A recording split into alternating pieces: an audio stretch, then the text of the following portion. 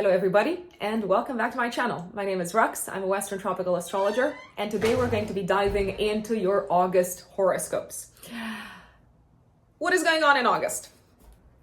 I like August because it feels like a lot of pending matters, pending issues are probably going to be solved. Now, one thing that August is not going to do for us, however, is help us move forward when it comes to new goals, new initiatives, new projects, and so on. Why? Well, Venus is retrograde the entire month, so relationships are a little bit slow. We may feel like we have to reevaluate our relationships, our connections with others, what is of use to us, what is no longer serving us in relationships. We might not hear as quickly or as soon from others as we would like to hear from them. Mercury is also going to go retrograde. Last week of August, 23rd of August until the middle of September, Mercury is going to go retrograde in Virgo. It's probably going to be an energy that helps us fix issues that came to our attention in the past few months. But, our mind is probably going to be more geared towards the past and updating, tweaking, editing, I repeat, fixing issues from the past, rather than our mind kind of like looking into the future, setting long-term goals and intentions, and so on. Obviously, with Mercury retrograde, I generally recommend not necessarily buying new gadgets, new technological devices, new phones, or things like that. It's not the end of the world, but you might need to exchange them or send them back or fix them, or something could be a little bit off with them. So that is my big recommendation. Same goes for cars. I definitely wouldn't recommend buying a car during Mercury retrograde. It's a time to fix a car. Yeah, why not? Why not? It could probably be a great time to do that, but not the best time to bring in kind of like new energy connected with mercurial aspects, and transportation is one of these aspects.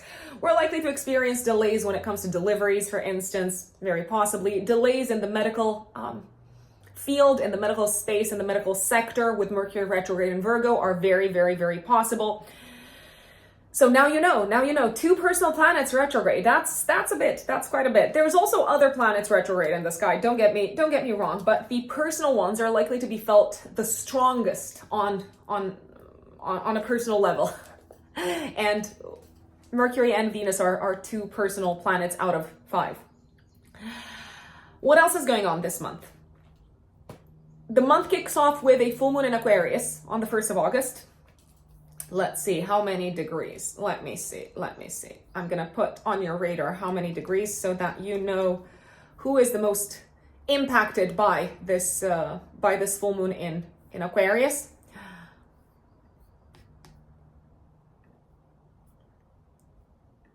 9 degrees and 15 minutes. So what does that mean? It means that folks who have in their natal chart planets or angles such as the ascendant, the midheaven, around 10 degrees of fixed signs. Aquarius, Leos, Taurus, Scorpio. So Aquarius, Leo, Taurus, Scorpio. Yep, that's the fixed cross. You folks are likely to feel this full moon the most. Full moons are times of culmination, of completion. It may feel like we are completing things that were on our radars around the 21st of January, when we had a new moon in Aquarius happening in the sky. Saturn is going to be in opposition to Mercury at the time of this full moon, so I feel like some difficult conversations may need to happen and some boundaries might need to be drawn, and I feel like you might need to say no to some people, very possibly. Jupiter is going to trine Mars in Virgo, so I feel like you are probably going to believe in what you're saying no to. You're going to be like, how should I put it? Maybe I did not say that the right way. So you're going to say no to someone, something, because you believe it is the right thing to do. And you believe that this is not what's going to help you build something sustainable in the long run. It may just feel like it's better to get rid of this aspect or this element of your life, or just be a bit more circumspect about it. 2nd of August, the opposition between Mercury and Saturn, Mercury in Virgo and Saturn in Pisces is exact. What's going on here? Well, very pessimistic thoughts, definitely on this day. Don't get me wrong. I'm laughing because it could feel like a lot of people are kind of like down when it comes to thought processes, opinions, communications, what they share with others.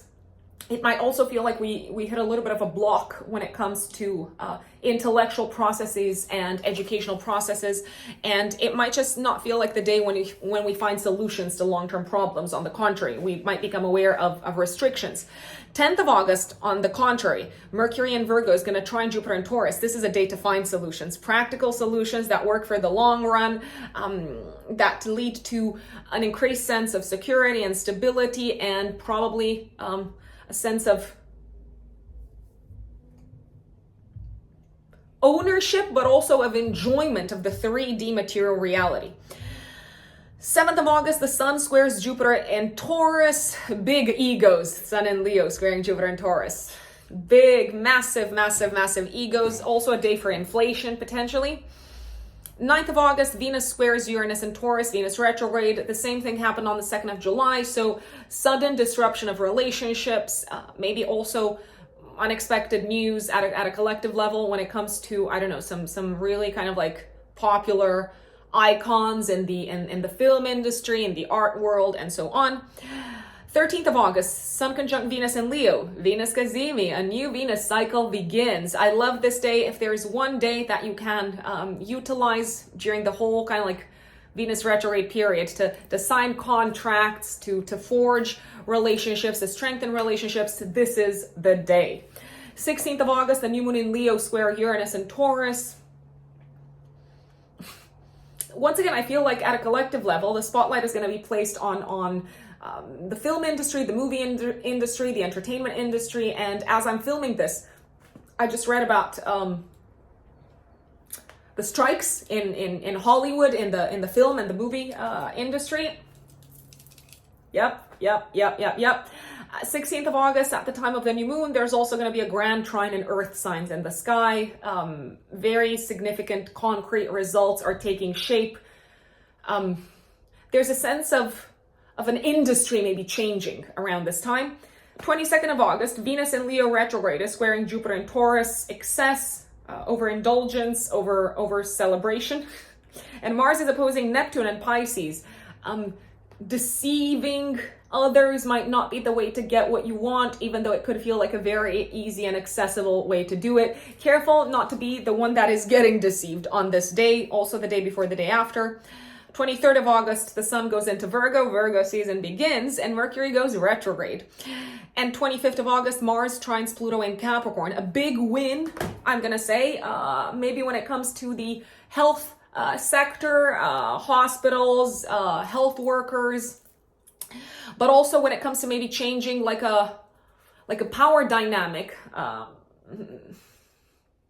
at a very deep level, I'd say. 27th of August, Mars goes into Libra until the 12th of October. Mars in Libra fights for justice, but it's not necessarily that good at asserting themselves. So how should I put it? Let's say if someone bothers you, right? Rather than saying to them, oh, it really bothers me when you do this, or like you don't think of me when you do this, it might be more productive to say to the person, this is one of my needs, this is what's important to me, this is what I want from you, rather than going about it in this sort of like roundabout way. However, Mars in Libra is a very strategic sign. It's very good politically, so there could be some wins made on the political scene in your life, and also at a collective level. The Sun opposes Saturn in Pisces. We're very aware of some of the kind of like limitations on the 27th of August that prevent us from limitations maybe of an emotional nature and of a deeper kind of like soul related nature that prevent us from making concrete, practical progress when it comes to one sector of our lives. 29th of August, Uranus goes retrograde in Taurus, and 31st of August, a very beautiful full moon I feel like this is the time when something gets fixed, something gets solved, and we are relieved at an emotional level. It's something that has been maybe postponed or something that was supposed to get solved a while back, and now it's finally in the right place, in the place that we want it to be. Jupiter is going to be in a harmonious aspect to Mercury and Virgo, so conversations around money, finally, after a lot of delays, a lot of postponements, are reaching a place that maybe a lot of people are kind of like satisfied with. And that is the general kind of like overview of August, folks. These are some of the most important aspects happening in the sky in August. Please remember one thing. So we're going to go into the update for each of the 12 zodiac signs. Well, actually, please remember a few things before we do that. In my practice, I use the whole sign house system. So if you're using Placidus or a different house system, that's why when I talk about this is happening in this house and this is happening in this house, if you're using Placidus, it might not be exactly aligned. Remember, for horoscopes, we have to use the whole sign house system just because we don't have your personal natal chart. I use the whole sign house system also in my practice. That's a completely different story altogether. You can use whatever you want, but know that this is what I use, both in my general horoscopes, but also in my work with clients. Secondly, if you want to work with me, you can find me on my website, which is writteninthestars-astrology.com. Writteninthestars-astrology.com. I work with clients one-to-one. I do personal client consultations, natal chart interpretations, year ahead forecasts, compatibility readings, astrocartography. If you are a new client, you can go straight to my website, to the services section, to the 1 hour, 15 minutes Zoom consultation option. This option is completely customizable to your needs. For instance, if you have had your natal chart analyzed in the past, then we can look at the year ahead. We can dive into your specific maybe questions or areas of interest, such as relationships, for instance, or we can look at your compatibility with your partner. We can look at key lifetime kind of like timings. This is this consultation is something that can be completely tailored to your needs. If you haven't had someone analyze your natal chart before, an astrologer, my recommendation would be, however, to start with that, because the natal chart is the root prediction. Something cannot happen unless it is indicated in the natal chart. It doesn't matter what transits we experience. It doesn't matter what goes on in the sky. The natal chart is the root prediction. What's that saying? An acorn cannot grow into anything other than an oak tree, right? So you're going to become and you're going to unfold into the natal promise over life. That's the way to look at it, and there is a lighter but also potentially darker expression of the natal chart. It is our, I believe, mission to embody, to the best of our abilities, the lightest, highest possible expression of our natal charts in this lifetime. So you know where to find me, writteninthestars-astrology.com. I'm currently taking bookings at the time when I'm filming this for the last week of August. If you're an existing client, you know where to find me also, and there's 2 additional options for you. The 30 minutes follow-up consultation if you have very specific questions that you want us to kind of like zoom into, or the year ahead forecast, which covers the next 12 months. So if we have a consultation together in August, we're going to look at the next 12 months all the way until August of 2024. So it doesn't necessarily follow this consultation, the calendar year, it's the 12 months ahead. So you can book it and we can have a call in October, and we're going to look at the period between October of this year until October of 2024. That's how it works. Very important, very significant. Before you listen to the updates for each of the 12 zodiac signs, keep in mind that these horoscopes that I do, and that actually most astrologers do, some astrologers don't, but most of us kind of like build horoscopes in the same way. These are built with the rising sign in mind. So my recommendation is to listen to your rising sign update. But if you don't know your rising sign, you can listen to your sun sign update. And of course, remember that these are general horoscopes. If you want an accurate, very kind of like specific reading that is aligned with your life, that can only be done by utilizing your birth chart, your personal map of the sky at the time when you were born, which takes into account your date, time, and place of birth. This is done in client consultations with astrologers. and it's basically a personal reading. That is going to be a reading that is specific to you, that is the most accurate type of reading that you can get. So please do not expect general horoscopes to be that, because they're not. Of course, that's the way that it works. And last but not least, remember, astrology is archetypally and symbolically predictive. It does not predict exact material manifestation. Astrology does not tell us that you're gonna wear a green sweater tomorrow. No, but it describes the cosmic weather, and when you know that it's gonna rain, you can go into the rain and just kind of like let it soak you. I mean, some people might like that. Or you can go into the rain prepared with an umbrella. Think of astrology as your umbrella, right? I don't know, I'm in a very metaphoric state today. Let's dive into the update for each of the 12 zodiac signs. My dear Aries, Aries suns and Aries risings, what does August have in store for you? Well, first and foremost, I have a piece of advice for you, Aries, which is the following. Arm yourselves with patience. Why? Because Venus is going to be retrograde the entire month in August, and last week of August, Mercury goes retrograde also until the middle of September. To say that things will go slow is probably a little bit of an understatement. So let's start from the very top. Let's start from the very, very beginning. Venus retrograde the whole month in your 5th house of romantic love. I'm going to put it out there, Aries. There is a very high chance that people from your past, people that you have been romantically involved with in the past, may come knocking at your door or might slide into your DMs, and there is a possibility that they might determine you to reevaluate a little bit what is important for you, what you appreciate, what makes you happy, what you enjoy when it comes to your romantic life.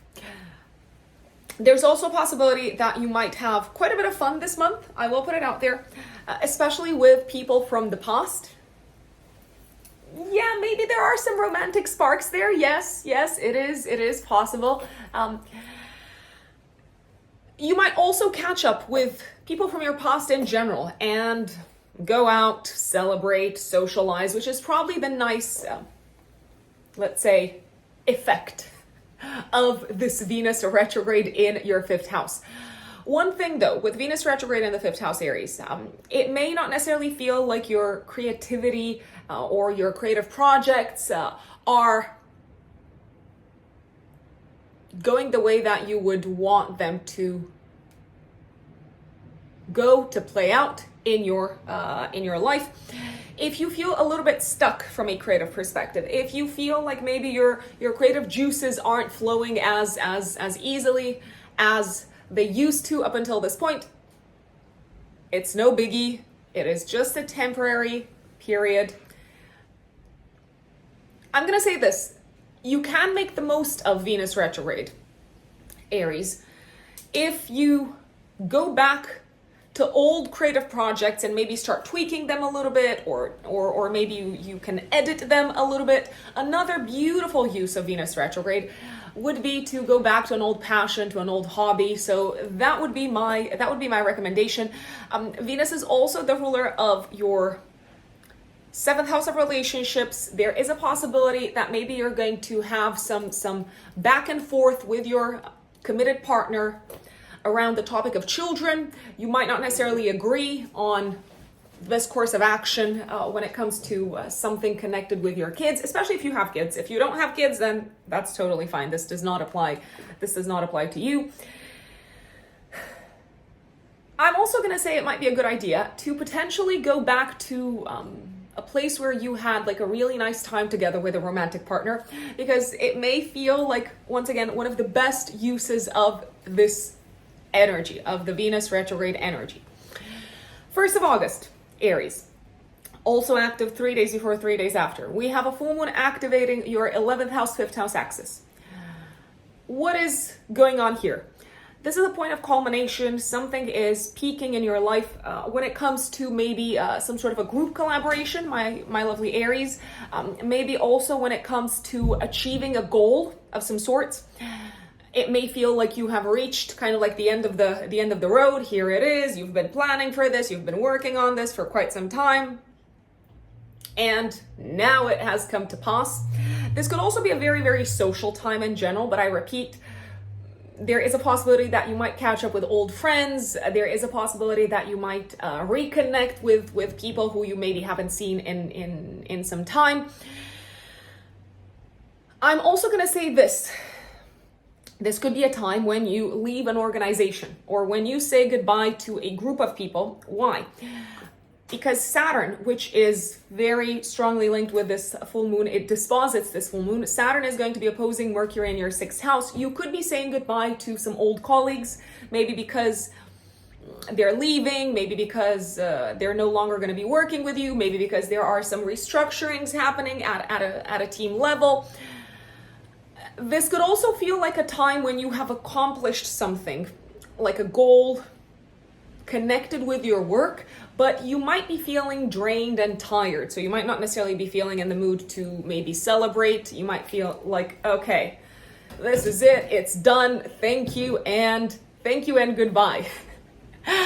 Look back at the 21st of January, Aries, especially a few days before, a few days after the 21st of January of this year, because that's when you had a new moon happening in your 11th house of goals for the future and communities and groups of people. So whatever was going on in your life in January around the 21st, when it came to your targets, goals, but maybe also communities, tribes, friends, might come to a close at the time of this full moon. What I like about this full moon, however, is that Jupiter is going to be trining Mars in Virgo around the time of the full moon. So if you are completing something work-wise, it does feel like your efforts were worth it, but I repeat, you could be quite tired. 2nd of August, but you might also feel it the day before, the day after. As I've said, Mercury is going to be in a tense aspect with Saturn in your 12th house. This is not necessarily the most productive day work-wise. If you can take some time to rest, that would be great. It could feel like you're trying to send a message across work-wise, but it's just not reaching the destination in the way that you would like it to get to maybe your boss or colleagues or someone like that. You might feel a little bit stuck mentally, intellectually, work-wise. You could also be having some very pessimistic thoughts about your work. Once again, it could be a sign of burnout and exhaustion. So if you can take some time off, that would be fantastic. And I would not put pressure on myself to find a solution on this day for like a work-related problem. I would give it some time because it's probably going to come to you a little bit later. And I'm going to tell you when. 7th of August, the sun in your 5th house will square Jupiter and Taurus in your 2nd house. I feel like you're spending a lot of money on fun stuff, maybe on partying, or maybe on your passions or hobbies, or maybe also on your children. There can be a tendency to overdo things when it comes to entertainment and enjoyment around the 7th of August. 9th of August, Venus will square Uranus in your 2nd house, Venus retrograde in the 5th house. This is a day when I see you potentially, like you did maybe on the 2nd of July. So this aspect was also happening in the sky on the 2nd of July. This could be a time when you spend money on some beautiful things, maybe like a gift for a partner, or maybe some romantic stuff, maybe like a nice dinner, a nice kind of like weekend getaway. But for whatever reason, it doesn't necessarily seem to play out in the manner that you thought it would play out. Maybe you book like a nice, I don't know, place for dinner for your partner, and then your partner tells you that they have to work on that day, or I don't know, it could be something along those lines. Your relationship sector is unlikely to unfold according to expectations. So expect the unexpected. There's another possibility that you could bump into, I don't know, you're out with friends and you're bumping into an ex, and all of a sudden like this whole situation is pushing you to re-examine where you're headed relationship-wise. Surprises romantically, but maybe also surprises that kind of like shake up your existing kind of like relationship, I want to say, not necessarily in a bad way. How should I put it? It might just get you to think about what is truly important for you relationship wise. 10th of August, Mercury in your 6th house of work is trining Jupiter in the 2nd house of income and values and resources and self-worth. You know how I told you that around the 2nd of August, you might not be able to find solutions to a problem work-wise or health-wise for that matter.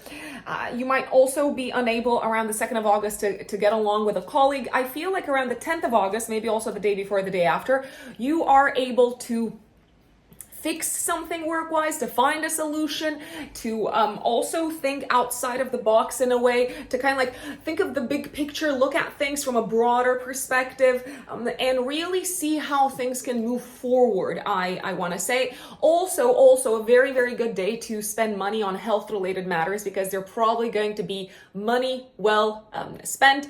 You also seem to feel very appreciated for your perspective at work, and you're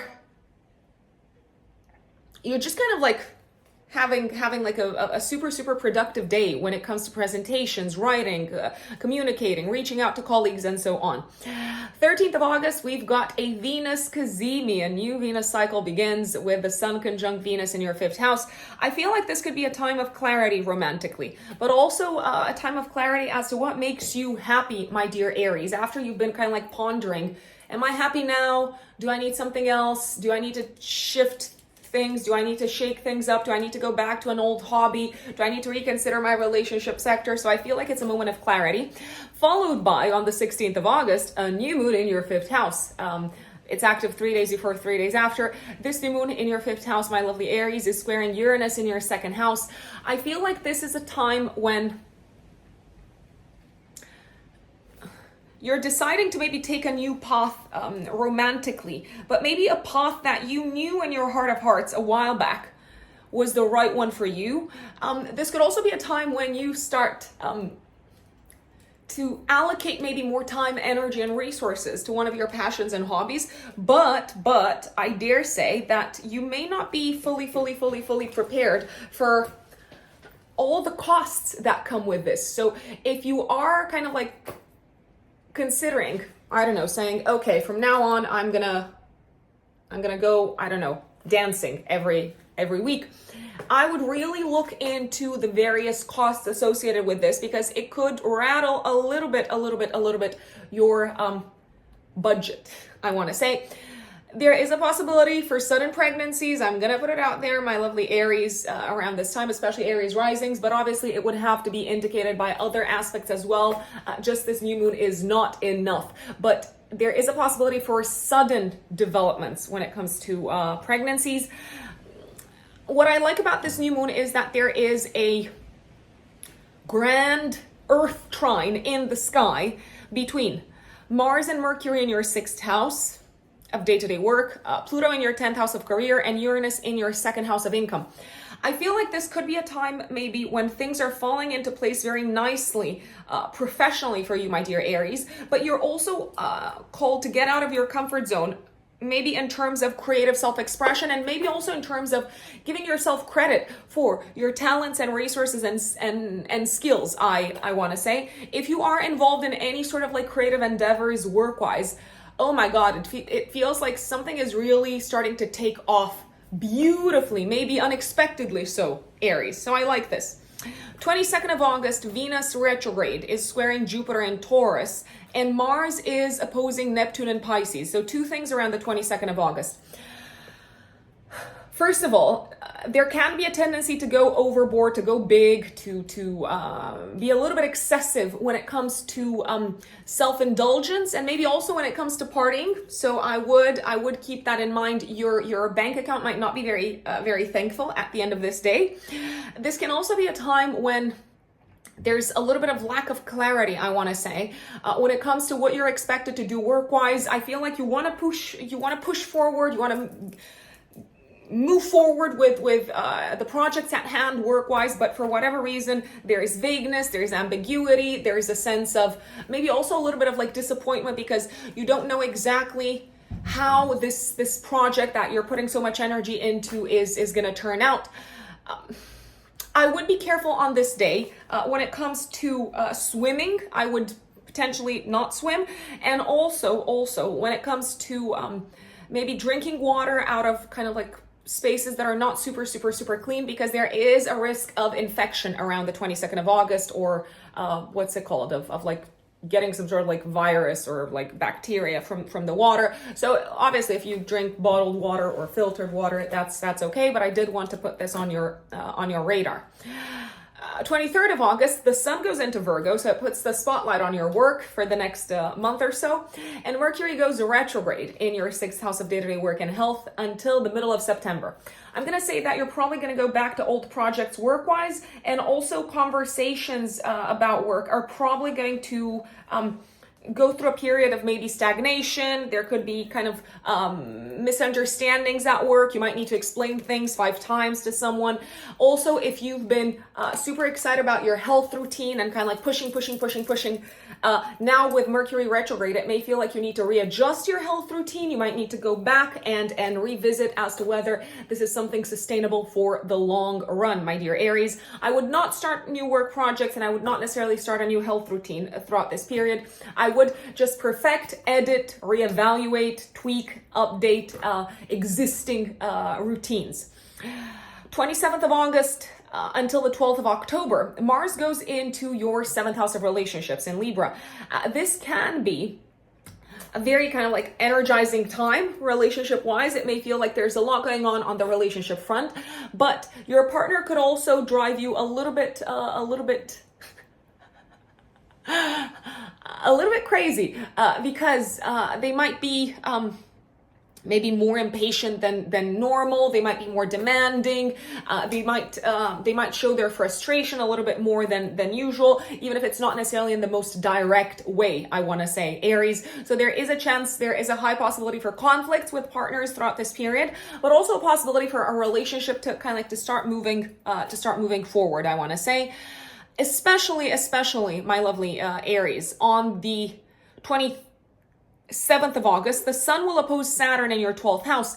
This is not the time to rush, to push through things work-wise, to like really try to get like super granular and super technical work-wise, because you might feel like you are hitting a little bit of a wall.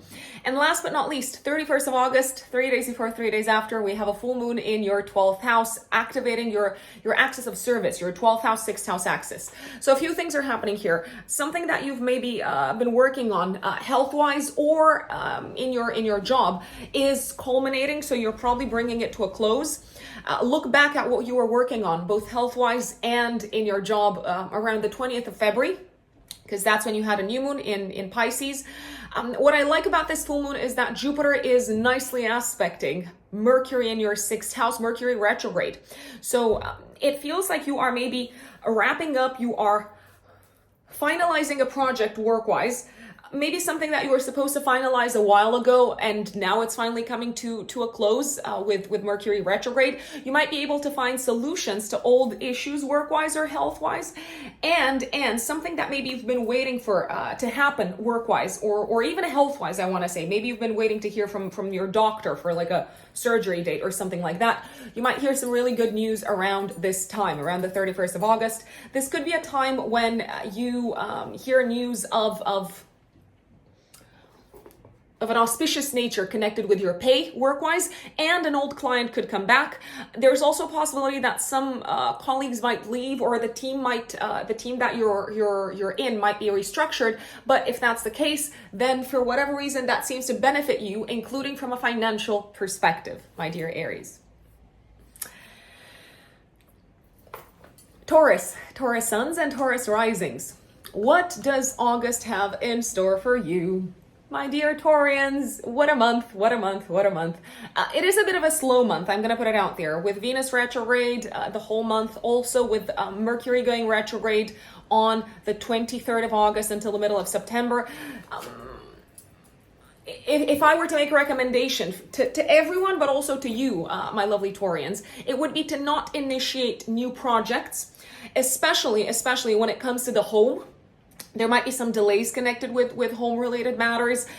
Maybe there's a little bit of like back and forth connected with renovating the home, or getting approval for a mortgage, getting approval for a loan connected with the home.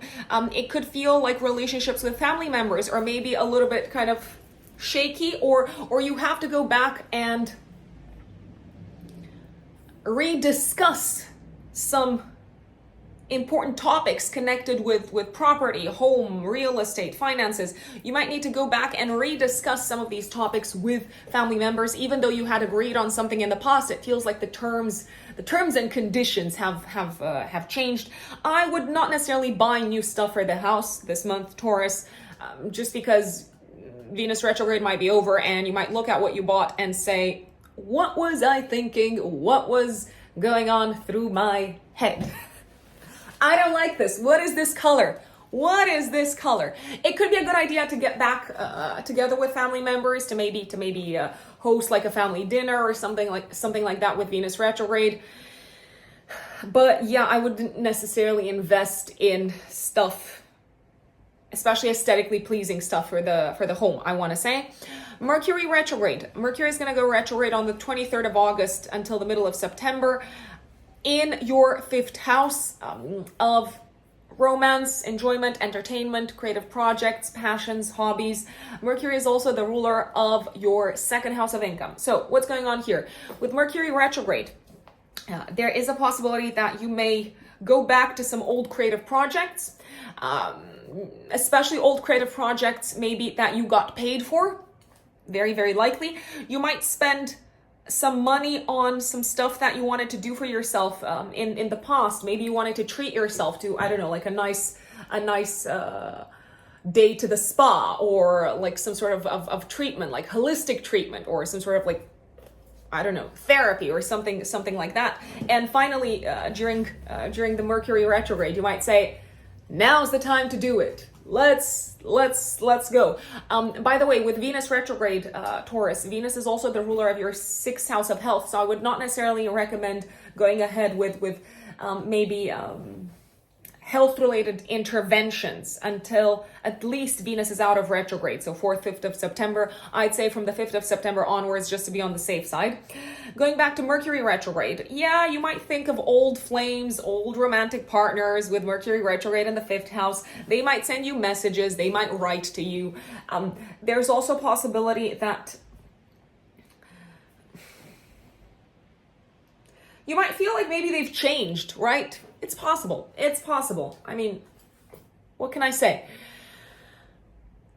I would not take long-term decisions regarding your romantic life until at least Mercury and Venus are both out of retrograde. So that's going to happen from the middle of September onwards. Okay? You may feel a little bit challenged when it comes to creative inspiration, Taurus, which is why I wouldn't necessarily start new creative projects with Mercury retrograde in your 5th house from the last week of August until the middle of September. It can be a good time to go over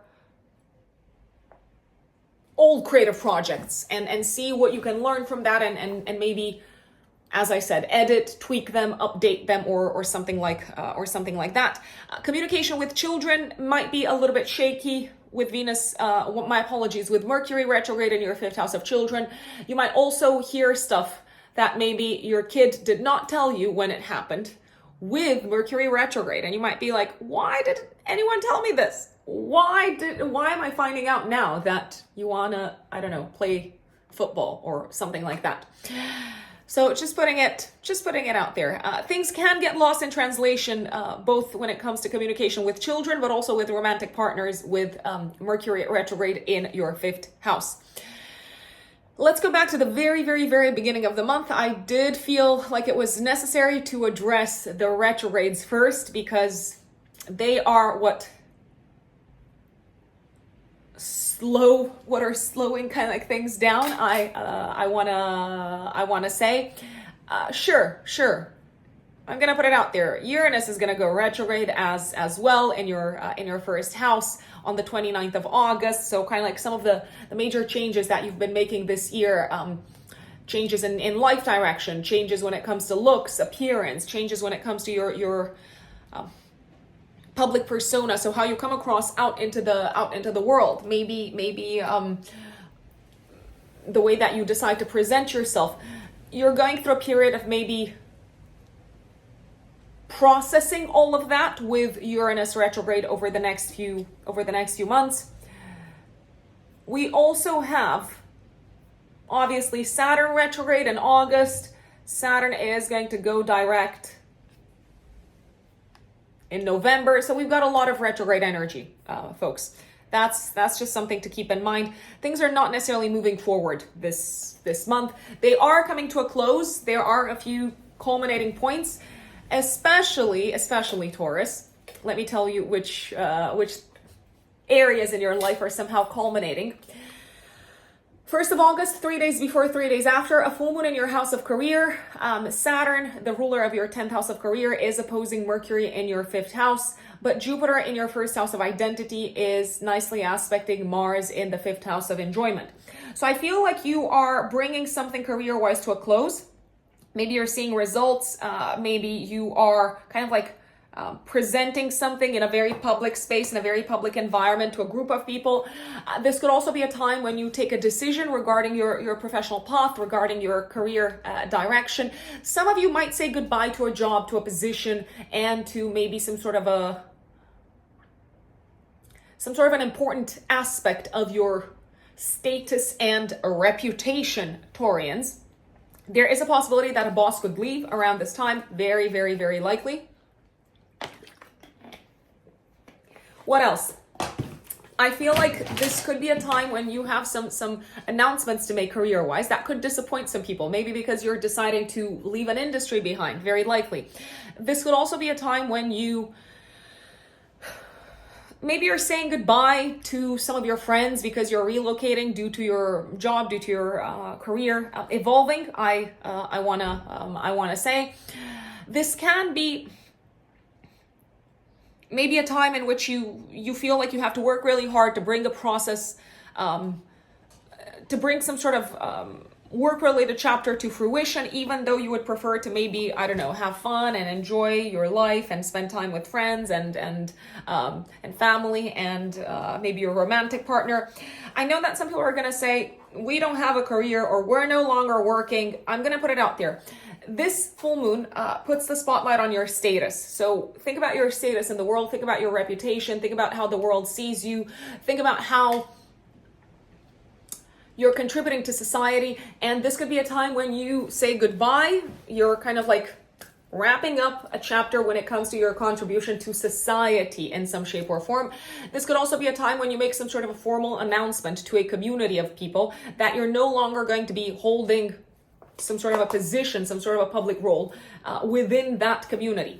Some people, some Taurians, might also hear news from their family, from their parents. There is a possibility that a parent might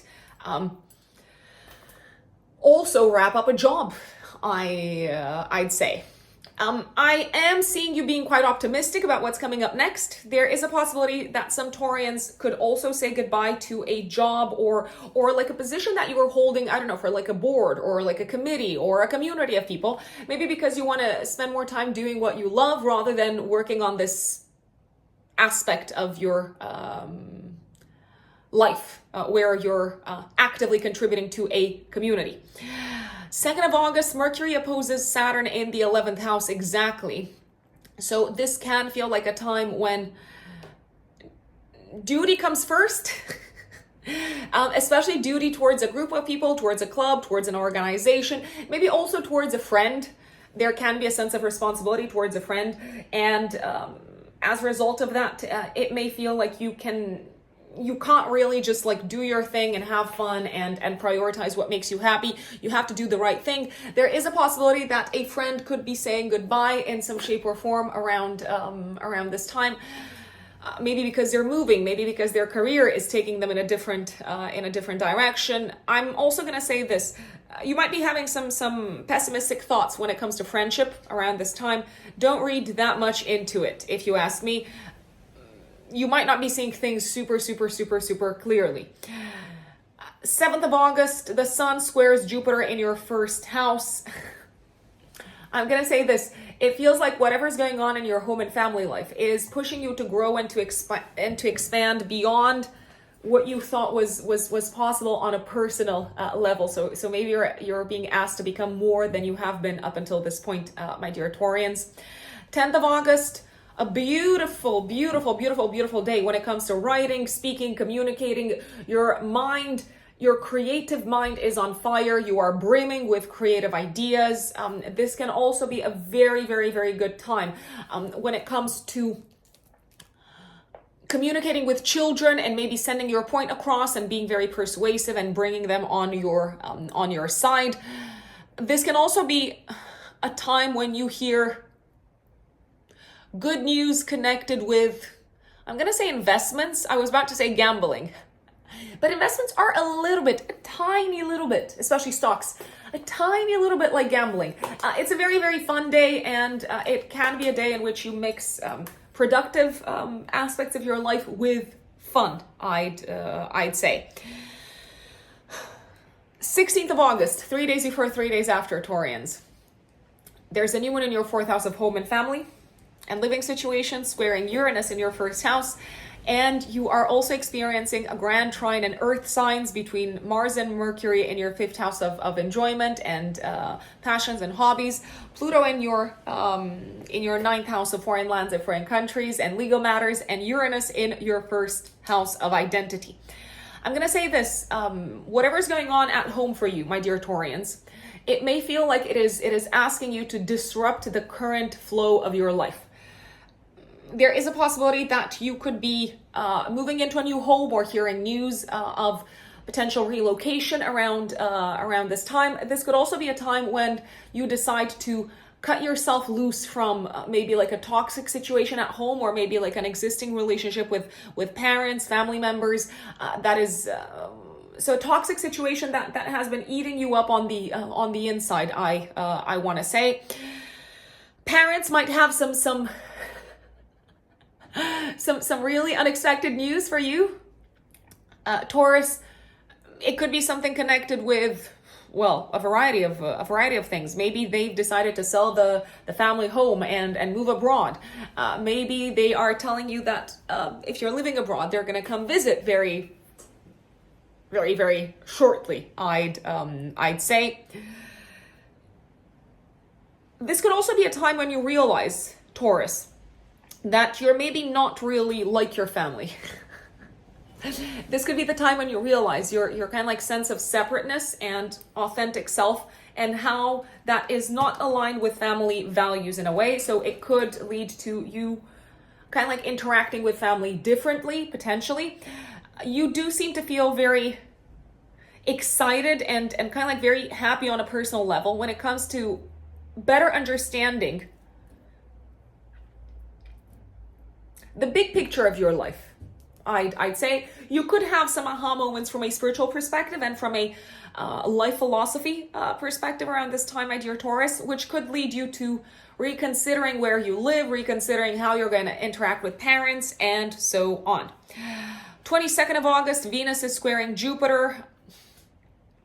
Once again, a tendency to maybe go a little bit overboard with self-indulgence, maybe with buying gifts for the home, or maybe for not necessarily gifts for the home, because the home is, I mean, it could be a living thing if you think about it, for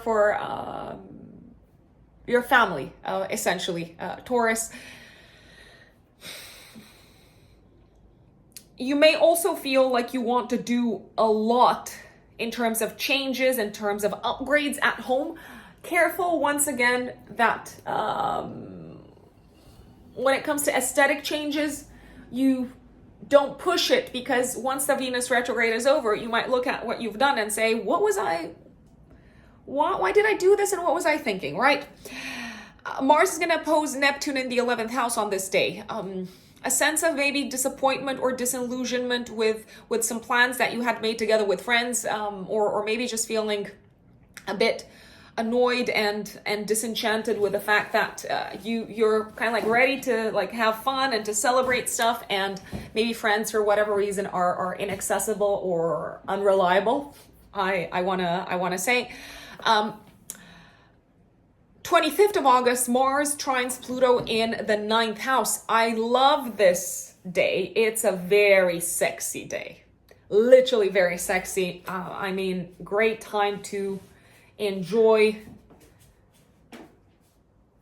an intense, passionate, intimate connection with a romantic partner, I want to say. It could also feel like you're getting some very deep insights into what makes you happy, dear Taurus, I dare say. And you might look at what motivates you from like a different perspective, a much deeper, a much more profound perspective, Taurus.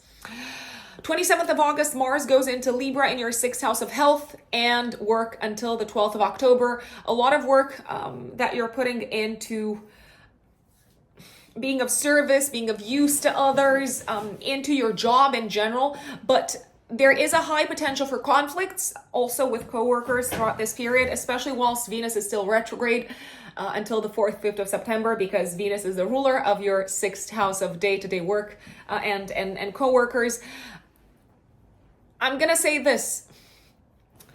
It is a good idea to put energy and time into your health, and maybe even to get a coach, to get a helper. Can you call a coach a helper? To get people to help you to accomplish your goals health-wise, but I would not necessarily commit to new goals with Venus retrograde at the same time. So maybe new goals after the 4th, 5th of September health-wise. 31st of August, 3 days before, 3 days after, there's a full moon activating your 11th house, 5th house axis. A beautiful time to celebrate, to go out with friends, maybe to also have like a heart-to-heart with a friend. Especially maybe like a friend who you've been having some like fights or quarrels, or maybe you felt like lately you haven't been on the same page with. I feel like you're very much able to clear the air. This could be a time when you bring to a close a creative project that you've been working on together with a group of people, and you could be out celebrating as a group. A very exciting time when it comes to clubs, organizations, communities that you're a part of. You seem to feel very uplifted and very positive and very kind of like fed, symbolically speaking, by your friends or by the groups of people that you are a part of around this time, I wanna say. And if you are looking to accomplish a goal, my dear Taurus, connected with your physical body, connected with your education, connected with creative projects, you might accomplish it, or you might see the results of your work around this time, even though maybe you expected to see results sooner. Now you're finally seeing the results, and the results are even better because you kind of like took some time to go back over some aspects that needed to be fine-tuned, I want to say. My dear Geminis, Gemini suns and Gemini risings, what does August look like for you? Well, Venus is retrograde. Mercury is also going to go retrograde this month, Geminis. So we've got two personal planets in retrograde. August is a slow month, which is why I would not necessarily recommend kicking off new things in August. Certainly there are exceptions to that, but in general, Geminis, I would steer clear from starting off new projects, new initiatives, new relationships, new collaborations, especially when it comes to creative collaborations, maybe also when it comes to your mental health. So this would not necessarily be the month in which I would look for a new therapist, for example.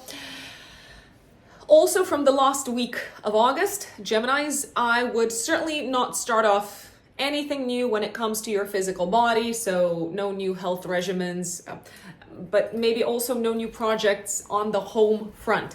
So it could be a great time to maybe fix things around the house, especially from the last week of August until the middle of September with Mercury retrograde. Mercury for you, my dear Geminis, is actually going to go retrograde in the 4th house of home, family, and real estate. So stuff might need to get fixed, especially gadgets. I'm thinking of anything mercurial. Gadgets, phones, computers, tech, anything that has a wire attached to it. There could also be delays when it comes to deliveries for the home. So if you're buying something for the home, Geminis, I would expect it to be delayed during the Mercury retrograde. If possible, I wouldn't necessarily buy new stuff for the home with Mercury retrograde, especially tech or appliances. I dare say, but of course you have free will. You can do whatever you please. However, you are now warned that if you buy a new sound system, you might need to replace it because it might be faulty. So that is a possibility. Communications with family members, especially with Mercury retrograde, might be a little bit tricky. There can be maybe a feeling of them not receiving your messages properly, or you not understanding what they're trying to say properly. So clarify, and clarify some more. There is a chance that you might need to deal with some family related matters that maybe you have been postponing with Mercury retrograde, or maybe old issues connected with a family that you thought were done and dusted and sorted might come back to your attention with Mercury retrograde. So end of August, last week of August until the middle of September. Venus is going to be retrograde, Geminis, in your third house of short distance travel, cars, transportation, siblings. Not the best time to buy a new car. On the contrary, you might need to maybe spend a little bit of money when it comes to the car to maybe fix something that was fixed in the past.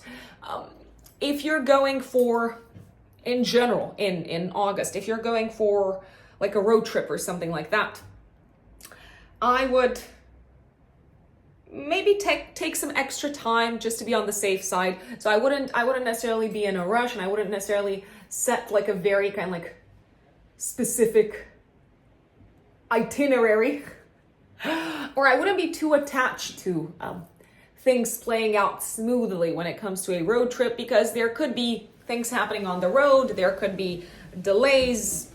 It's all very, very, very possible. There's also a possibility that you may feel inspired to reach back to potentially old flames romantically, especially Gemini risings. You might want to message them, they might message you. It's okay. Obviously.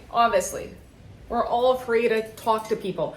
But I would not necessarily make up my mind when it comes to an old romantic flame until at least Venus is retrograde. Venus is out of retrograde, my apologies, until at least the Venus retrograde is over. I would wait for the Mercury retrograde to be over also, because Mercury is your chart ruler, so you might change your mind.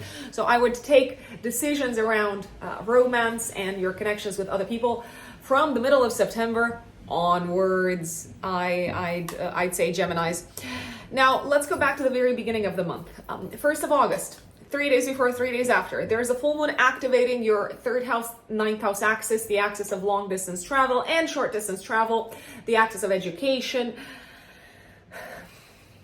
of the logical versus theoretical and abstract mind. Look back at what was going on for you on the educational front, on the academic front, when it comes to classes, courses, when it comes to working with a guide, with a mentor. Look back at what was going on in this part of your life around the 21st of January, because this full moon could bring things to a close. So you might wrap up a course, you might wrap up a project for university, you might have some sort of an exam to pass. If you do have any exams, this full moon happens with Venus retrograde in your 3rd house. I would read 5 times whatever it is that you are required to do for the exam, because you might not understand it properly from the very, very, very get-go. So there is a possibility for you to get the wrong message. So I would read very carefully the tasks, the items on the exam paper. I would also maybe triple check your answers just to be on the safe side. You could hear news of the results of an exam around this time, Geminis, especially Gemini risings, but you might need to retake the exam. There is a possibility, or there could be some sort of a mistake when it comes to the results, so I would double check. Saturn is going to be opposing Mercury at this time, so it does feel like maybe you're a little bit disappointed when it comes to something educational. It's a possibility. Maybe you thought you were better prepared than you actually were for this exam. There's also a possibility that around this time you could be traveling for some sort of family related matter, my dear Gemini, but I don't feel like you're traveling for pleasure. You could be traveling for something very serious. Maybe something needs to be dealt with at home or on behalf of a parent. There is a sense of the mind being in a little bit of a pessimistic place, I want to say, Geminis, around this time. The good news is that Jupiter is nicely aspecting Mars at the time of this full moon, so there is a sense of kind of like seeing the big picture, even though maybe things at home or things at work, when it comes to the evolution of your skill set, when it comes to your education, even though things may not necessarily be going as smoothly as you thought they would go, that doesn't necessarily mean that all is lost. I feel like you're already kind of looking at how you can take action and move forward and maybe do things differently, my dear Geminis. 2nd of August, I'm gonna put it out there. It feels like you're not really getting along with a boss or a parent around this time. It feels like they're not getting what you're trying to say. You're not maybe getting what they're asking from you. You're feeling a little bit downcast when it comes to your professional life, or maybe especially when it comes to the relationship with an authority figure. I'm going to go out there and say it. Things might seem a little bit darker than they actually are around this time, career-wise. You might be able to find solutions and have ideas for the future career-wise on how you can progress, on how you can move forward, especially around the 10th of August. I'm going to put it out there. So don't despair. That is my one big recommendation. 9th of August, Venus in your 3rd house is squaring Uranus in the 12th house. There is a possibility that around this time, Geminis, let's see. There is a possibility that something kind of like interferes with plans that you had made to catch up with someone, to catch up with a colleague, or to catch up with maybe like your date with a romantic partner. Something comes up out of the blue, out of nowhere, and you have to change your plans, or you hear something about a romantic partner that you did not see coming, and now you're actually considering whether it's worth staying in touch with this person or not. From now on. 16th of August, 3 days before, 3 days after, we have a new moon in your 3rd house, squaring Uranus in the 12th house. It feels like now's the time when you're starting to learn something new, but maybe you did not necessarily see yourself studying this. Or this could also be the time when you decide to approach differently. Something that you've been expected to learn, something that you've been expected to dig into for quite some time. You're trying like a different tactic. You're trying a different technique. You could start writing something, maybe something that you've postponed for a long time, such as a thesis or something like that. This could also be a time when especially if you have siblings, you hear some unexpected news from your siblings. Maybe they're letting you know that they're moving across the country, or that they are, I don't know, separating from their partner, or something of this nature. By the way, I realized that I jumped straight to the new moon in your 3rd house. I wanted to put on your radar the 10th of August in general as a day when you're doing a few things. You're receiving support from a partner when it comes to a home-related matter. Maybe you're finding the right person to help you. You could be receiving support from also an advisor, a guide, a consultant, a coach, not just a partner. It could be a business partner that is helping you with something at home. This could also feel like a time when you're a little bit relieved that something is coming to a close at home. Something is coming to an end, maybe something that has been on your mind, weighing quite heavily on your mind since the beginning of the month. Going back to the new moon on the 16th of August, there's a grand trine happening in earth signs at the time of this new moon between Mars and Mercury in your 4th house of home, Pluto in your 8th house of transformation, death and rebirth and other people's resources, and Uranus in the 12th house. This could be a time when you hear some sort of unexpected but very significant, life-altering, transformative news connected with real estate, property, or inheritance, I want to say. You could hear news of a lump sum of money that you are about to receive that you can put towards the home, towards maybe finalizing projects for the family, my lovely Geminis. 22nd of August, Venus is going to square Jupiter and Mars is going to oppose Neptune. Oh God. Okay, so careful what you say around this time. Careful not to overpromise and under deliver.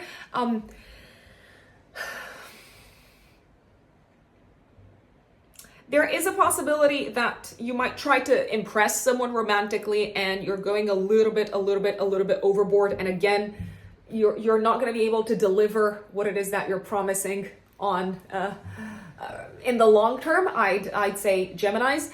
This can feel like a time in which you are a little bit disillusioned or a little bit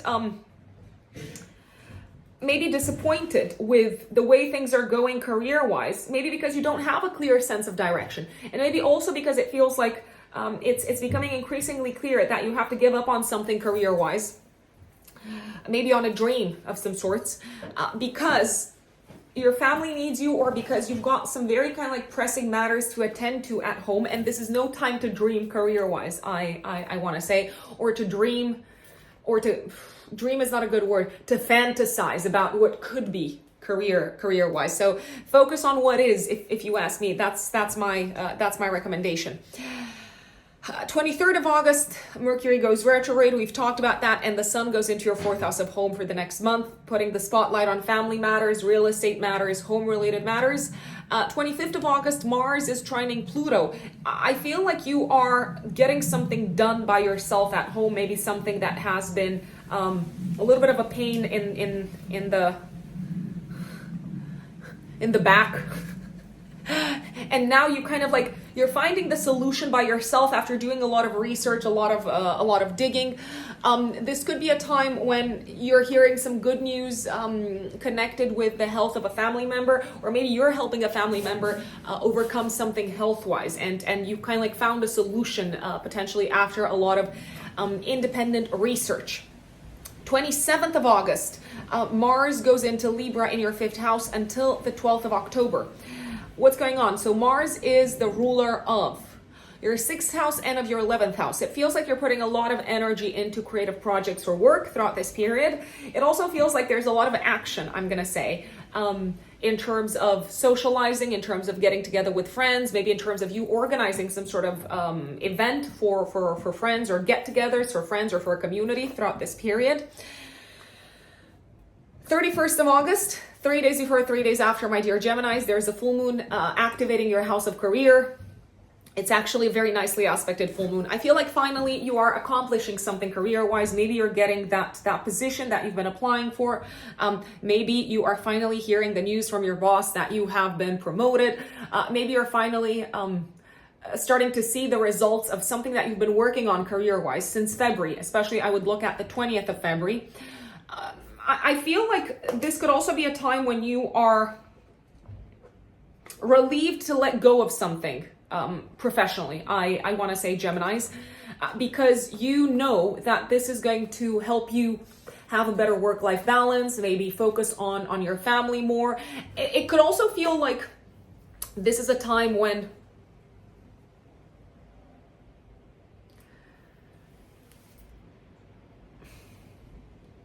it makes sense to prioritize family and to streamline things from a professional perspective.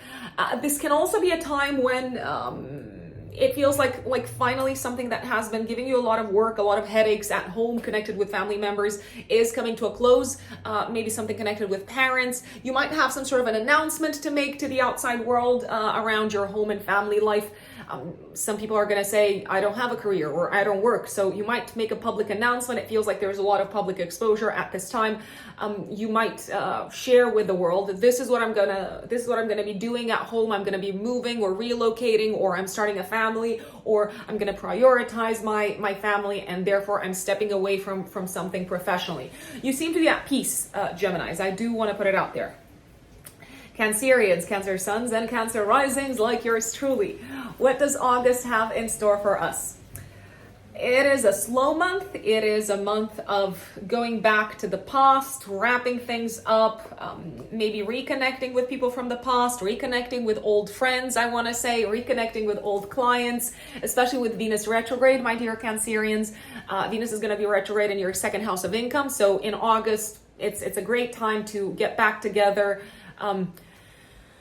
with maybe old collaborators or old clients, to reach out to old clients, to maybe send out an offer to old clients. Venus is also the ruler of your 11th house of friends and friendships and communities. So it could be a good idea to host something for your circle of friends, to maybe also get back in touch with people who you haven't spoken with in some time, I want to say.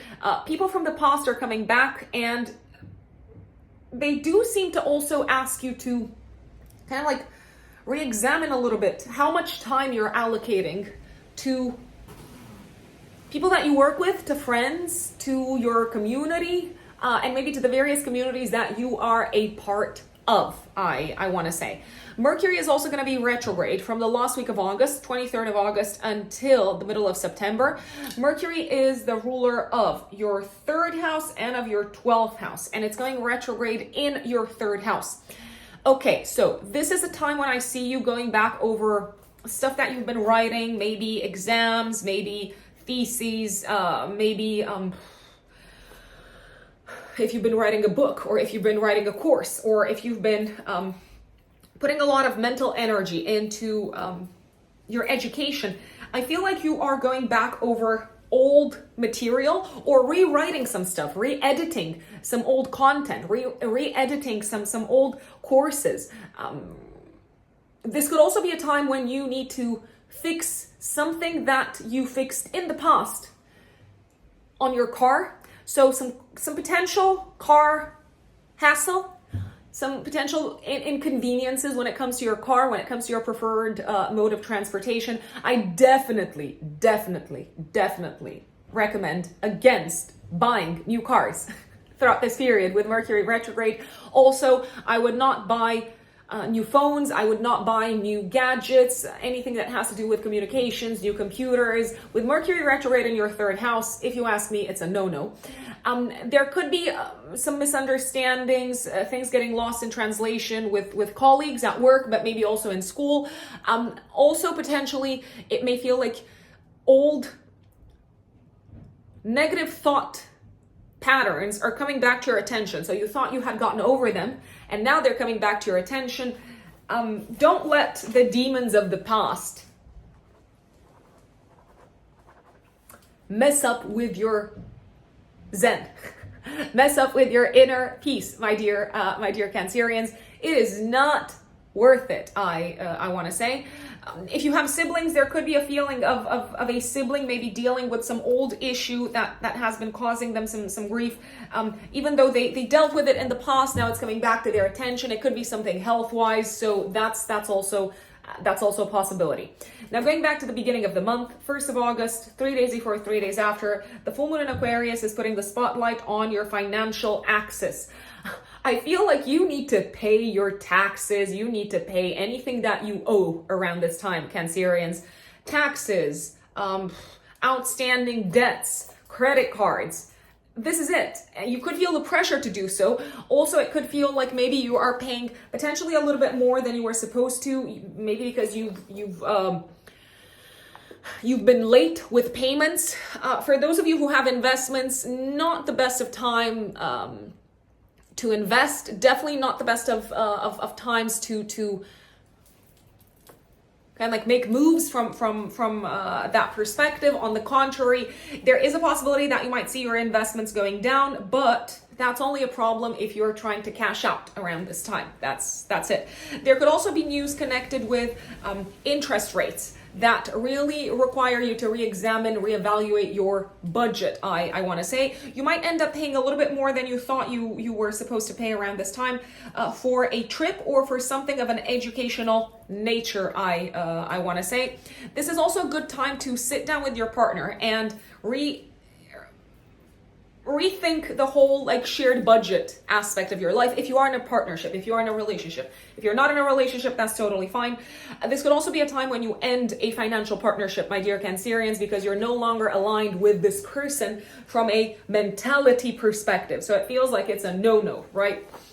Jupiter is going to nicely aspect Mars around this time. So I feel like you're thinking about the big picture. I feel like you're seeing things, you're putting things into perspective and thinking, yeah, this is not how I want to continue moving forward. I don't want to send this type of message to the outside world. I no longer believe in this initiative. I no longer believe in this project. So I feel like you've got clarity on what you want your long-term life to look like, and you're acting from that place.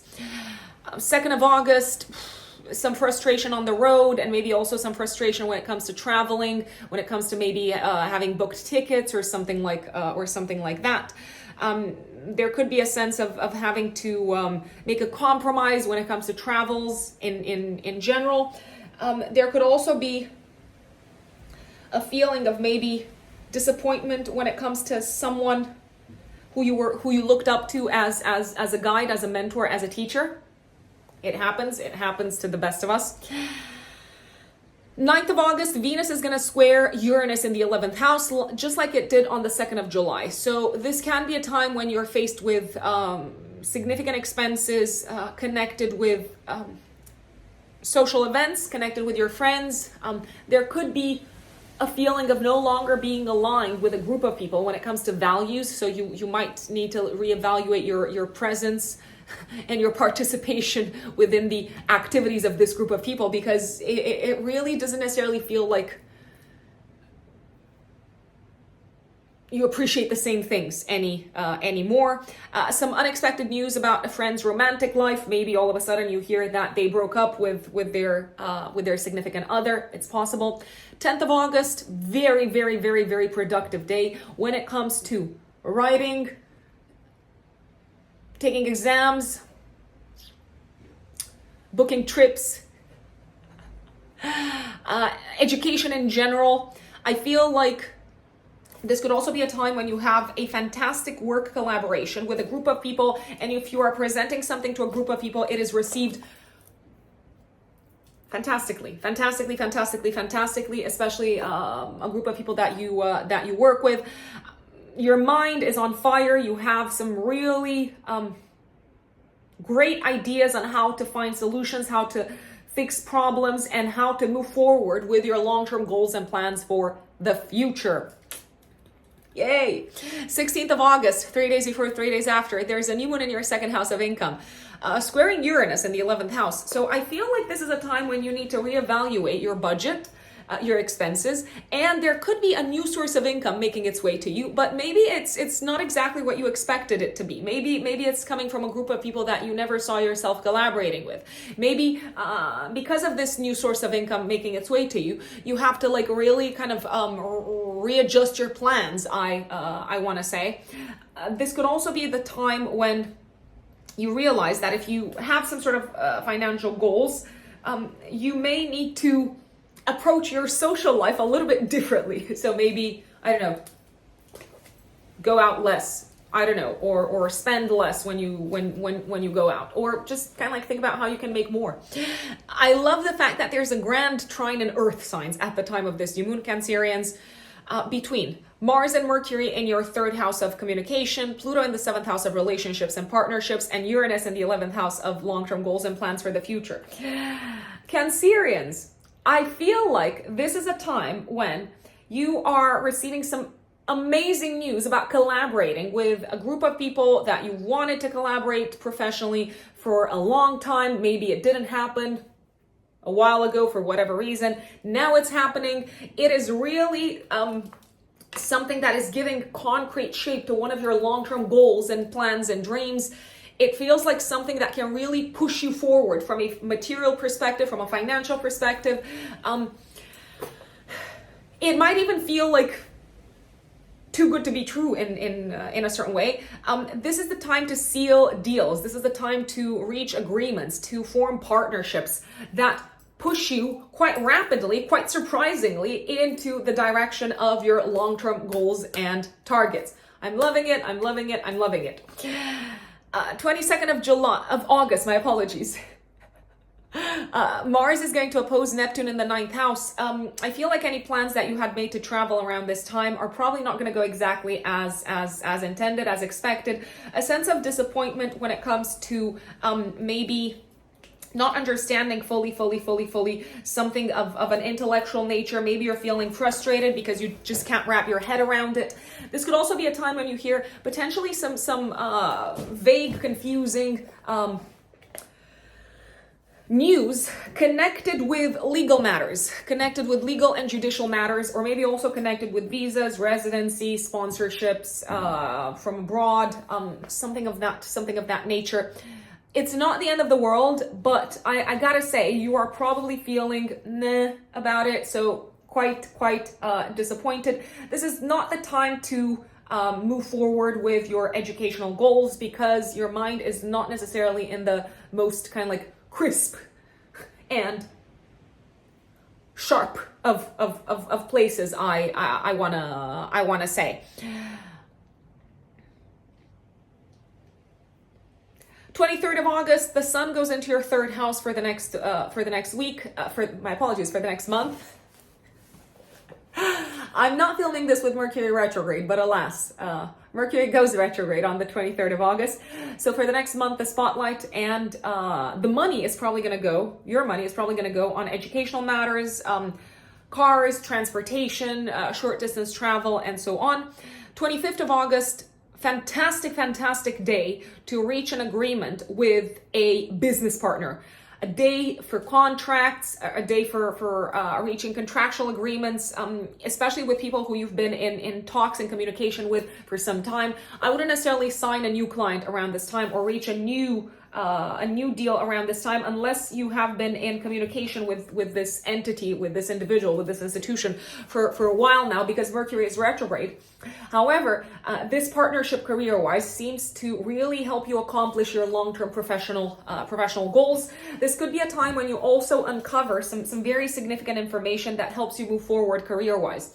And maybe this is when you benefit from the help of like a lawyer, an accountant, someone of this nature, and they kind of like feed you this information. You're like, wow, this changes everything in a good way.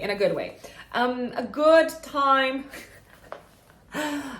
time to enjoy some intense physical activity with your partner, also romantic partner. Just putting it out there. Mars Pluto is, yeah, it's great from like an intimacy perspective.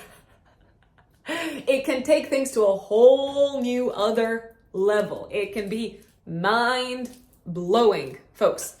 Mars is going to go into Libra from the 27th of August until the 12th of October in your 4th house. I'm going to say this, Cancerians. This is a time to put energy into matters connected with the home and family, but there is a high potential for conflicts with family members. I will put it out there. The indecisiveness of a family member or their insistence upon being fair and detached and objective might drive you a little bit nuts. This can be a time, however, when maybe you feel kind of like very energetic around the house, so maybe you want to repaint some stuff around the house, or I don't know, maybe you're finally feeling mentally prepared to, I don't know, take down the wallpaper in your house. There is a possibility. So I would use this energy physically rather than allowing it to contribute to conflicts with family members, which is a very high possibility with Mars. 27th of August, the Sun will oppose Saturn. I'm gonna put it out there. Significant expenses, maybe to the point where you feel a little bit out of pocket, connected with education, legal matters, traveling, but maybe also connected with your preferred means of transportation, my dear Cancerians. And 31st of August, give or take 3 days before, 3 days after, there is a full moon activating your 3rd house, 9th house axis. If you are indeed traveling around this time, you are probably going to have the time of your life. It's maybe a trip that was postponed, or it's maybe a trip that you've been wanting to take for a very long time. Jupiter is going to really nicely aspect Mercury retrograde. Finally, you could also hear the good news that you've been waiting for from a legal entity, from a legal or judicial institution. If you've been waiting for a trial to come to a close, to come to an end, you're probably going to hear really good news around this time. You seem to be very happy with the way things are unfolding on this front. It seems that you are much closer to the point of closure. This could also feel like a time when you have really mastered something at an educational level, and maybe it's something that you did not master sooner when you thought you would. So it might have been something that you had to go kind of like back and forth over or with, but now you're super happy with your understanding of this topic. If you are waiting on any sort of news connected with publishing, so not just legal matters, but also publishing, the 9th house is a house of publishing. If you're waiting on any sort of deal, my dear Cancerians, stay tuned, because you're probably gonna like the news. My dear Leos, Leo suns and Leo risings, what does August look like for you? Well, you've heard me talk about the Venus retrograde before. Venus is going to be retrograde for the entire month. Leos, in your 1st house of identity, this is for Leo risings, in your 1st house of identity, of the physical body, of how you come across out into the world, of your approach to the world. So you could be doing quite a bit of reevaluating of your image, of your looks, of your appearance, and of your, let's call it, filter through which you see reality, dear Leos. Venus is the ruler of your house of career and of your 3rd house of communication. So you might reevaluate how you come across in a professional environment, also in terms of like dressing, like looks, appearance, what is the message that you're trying to send across. You could also be reevaluating what is important to you career-wise. I want to say, I would not necessarily expect things to move super quickly career-wise this month. On the contrary, expect quite a bit of back and forth in terms of conversations, in terms of maybe old contracts, old agreements, old discussions being brought back to your attention. I would also not necessarily commit to anything new career-wise, I want to say. So I wouldn't necessarily commit to a new job, for instance, or I wouldn't necessarily commit to a new position. If you do have to commit to a new position, I would keep in mind the fact that you may need to revisit the contract, revisit the job description, revisit what you are expected to do after the Venus retrograde is over. So just putting that out there. Definitely not the month to change anything drastic from an appearance perspective. Yes, so I mean, if you're kind of like looking at your wardrobe and saying, I'm not going to wear this anymore, I'm not going to wear this anymore, this is not who I want to be seen as anymore, what sort of message am I sending by wearing this type of dress or something like that? That's okay. But I would not go and get Botox or fillers or any sort of aesthetic procedure. You, out of most people, my dear Leos, you actually, Libra risings and Taurus risings, no. But of course, that's what I say. You can do whatever you please. Just putting that out there.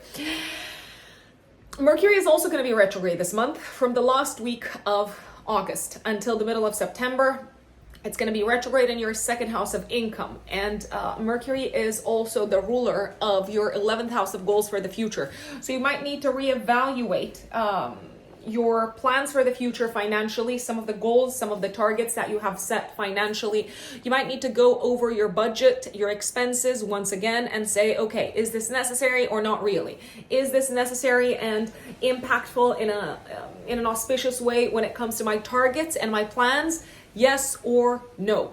I would also keep a very, very close eye on bank statements, your bank account. I would not fall for financial scams, so careful what sort of emails you open, careful what sort of messages on your phone you receive, and you click on stuff. Don't click on stuff that you're not sure as to where it's exactly coming from. There's all sorts of scams here in the UK, for instance. There's all sorts of scams saying, oh, you've got a parcel from Royal Mail. Click here to reschedule. And you click and they ask you for your details, and then they ask you for your bank details, and no. Don't give it to them, folks. I would also make sure that you aren't charged incorrectly during Mercury retrograde. So it can be kind of like a good idea to look at receipts very closely. There's also a possibility that you might need to take care of some old kind of like expenses that have been on your radar for some time. And there is a possibility that there could be some sort of misunderstanding over money, maybe with a friend. So I would not read too much into it to start with. I would maybe clarify things to make sure that you've gotten the correct message. So messaging around money could be a little bit tricky. 1st of August, Leos, 3 days before, 3 days after, there's a full moon in your 7th house of relationships. The spotlight is being placed on your relationship sector. I do believe that this is done in such a way that it may remind you of what was going on in your partnership and relationship sector, not just romantically, but also business-wise, around the 21st of January. So look back at what was going on in this sector around the 21st of January. I do feel like this is a time when you need to draw a boundary, draw a line in between you and someone else, or maybe make yourself clear, make yourself understood that you're no longer going to cooperate, collaborate with this person. It can be your life partner, but as I said, it could be a business partner. You're no longer going to work with them in the same way that you have worked with them up until this point, because it may feel like you're not getting what you value and what is really worthy and what is really important to you out of the interaction, my dear Leos. You might also have a significant conversation with a life partner or a business partner around money, and you might decide to go your separate ways in terms of money and budgets and in terms of expenses. So you might decide to have kind of like separate, I don't know, like bank accounts once again. There's a sense of separation financially around this time. I do want to put it out there. There could be a time when you feel kind of like shoved against the wall by a partner, metaphorically speaking, of course, because if they shove you against the wall physically, then you probably should think twice before continuing the relationship. But who am I to be preachy or to give you relationship advice? You probably know a lot better. Essentially, you might feel called out by a partner for spending too much of the kind of like shared resources, too much of the money that you're pulling together on I don't know, activities, objects, things that aren't really that meaningful to your partner. On the contrary, they actually seem to be rubbing your partner the wrong way, I want to say. So you may need to have some serious conversations around finances, around money. The same conversations seem to continue on the 2nd of August. I want to say you may need to pay your partner back. If you have taken any sort of like loans from your partner, if you owe your partner anything, and it could be a business partner, you might need to pay them back, very possibly. This could also be a time around the 1st of August, if you do have a life partner, when they might not necessarily be doing that well from a financial perspective. Maybe you hear news of them losing a client or something like that. And again, you might need to look back at the whole kind of like topic of budgeting expenses and say, okay, if we can't rely on this money from your work anymore, then maybe we need to cut costs somehow. There is a possibility. I'm going to say this. Some couples might fall apart around this time. Not mandatory, but there is a chance, there is a possibility. It has to be indicated, however, by other factors. So please, Leo risings especially, don't read too much into this. If you're thinking, oh my God, I don't want to break up with my partner. The full moon is not sufficient in itself to indicate a breakup. It may materialize as a breakup if there are other factors in the sky indicating that. And this would be something that your personal birth chart, natal chart would be able to show us or not. If you are breaking up from a business partner, however, Leos, I feel like you're going to be much better off financially. So I am going to put it on your radar. 9th of August, Venus is squaring Uranus in your 10th house. I feel like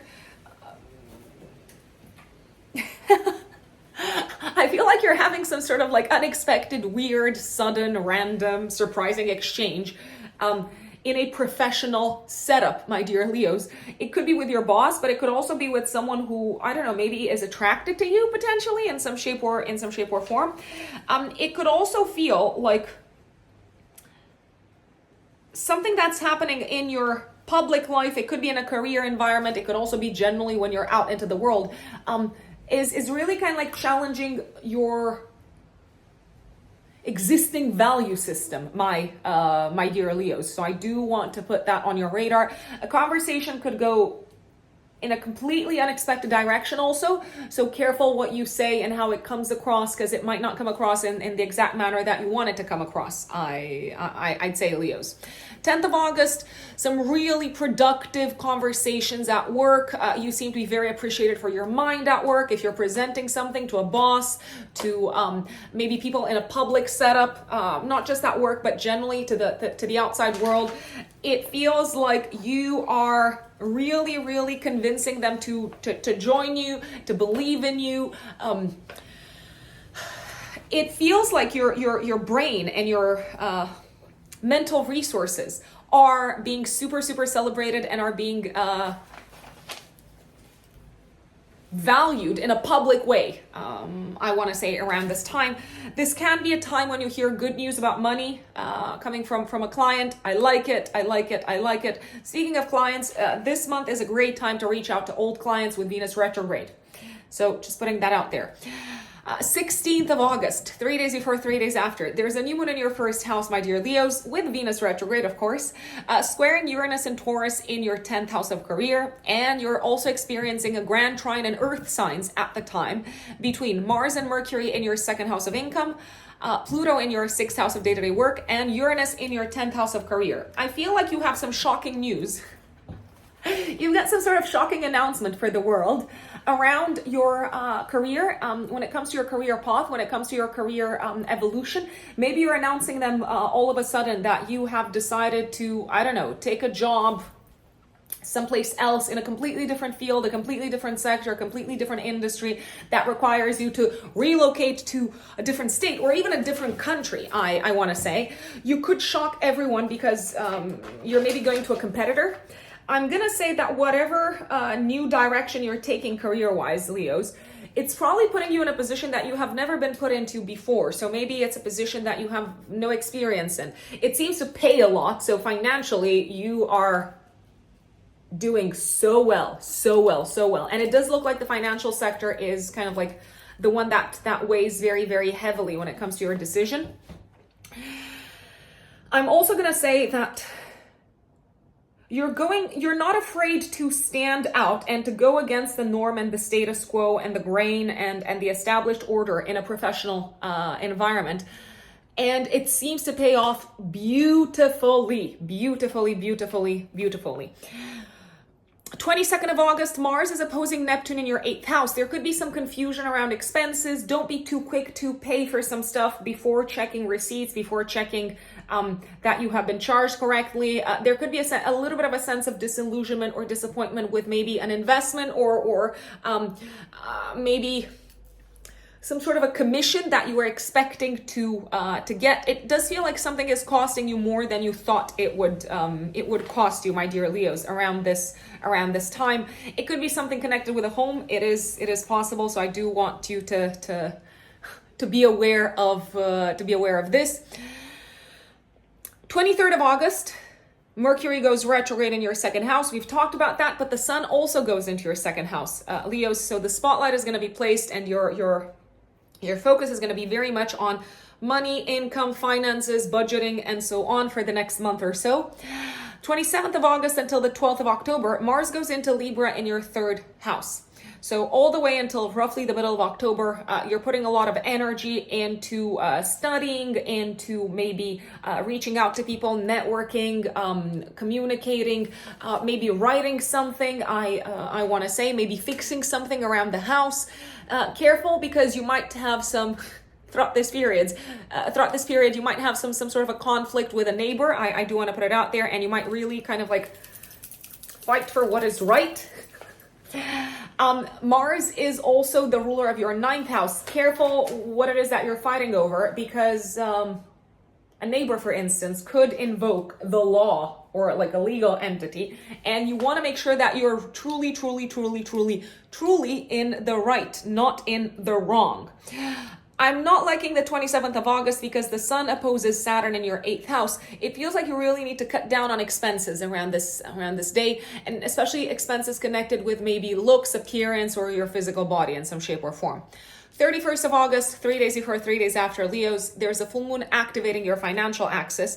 I feel like this is when you're getting some delayed but positive news connected with inheritance, loans, mortgages, your partner's finances, investments potentially. Something is paying off maybe later than you were expecting it to.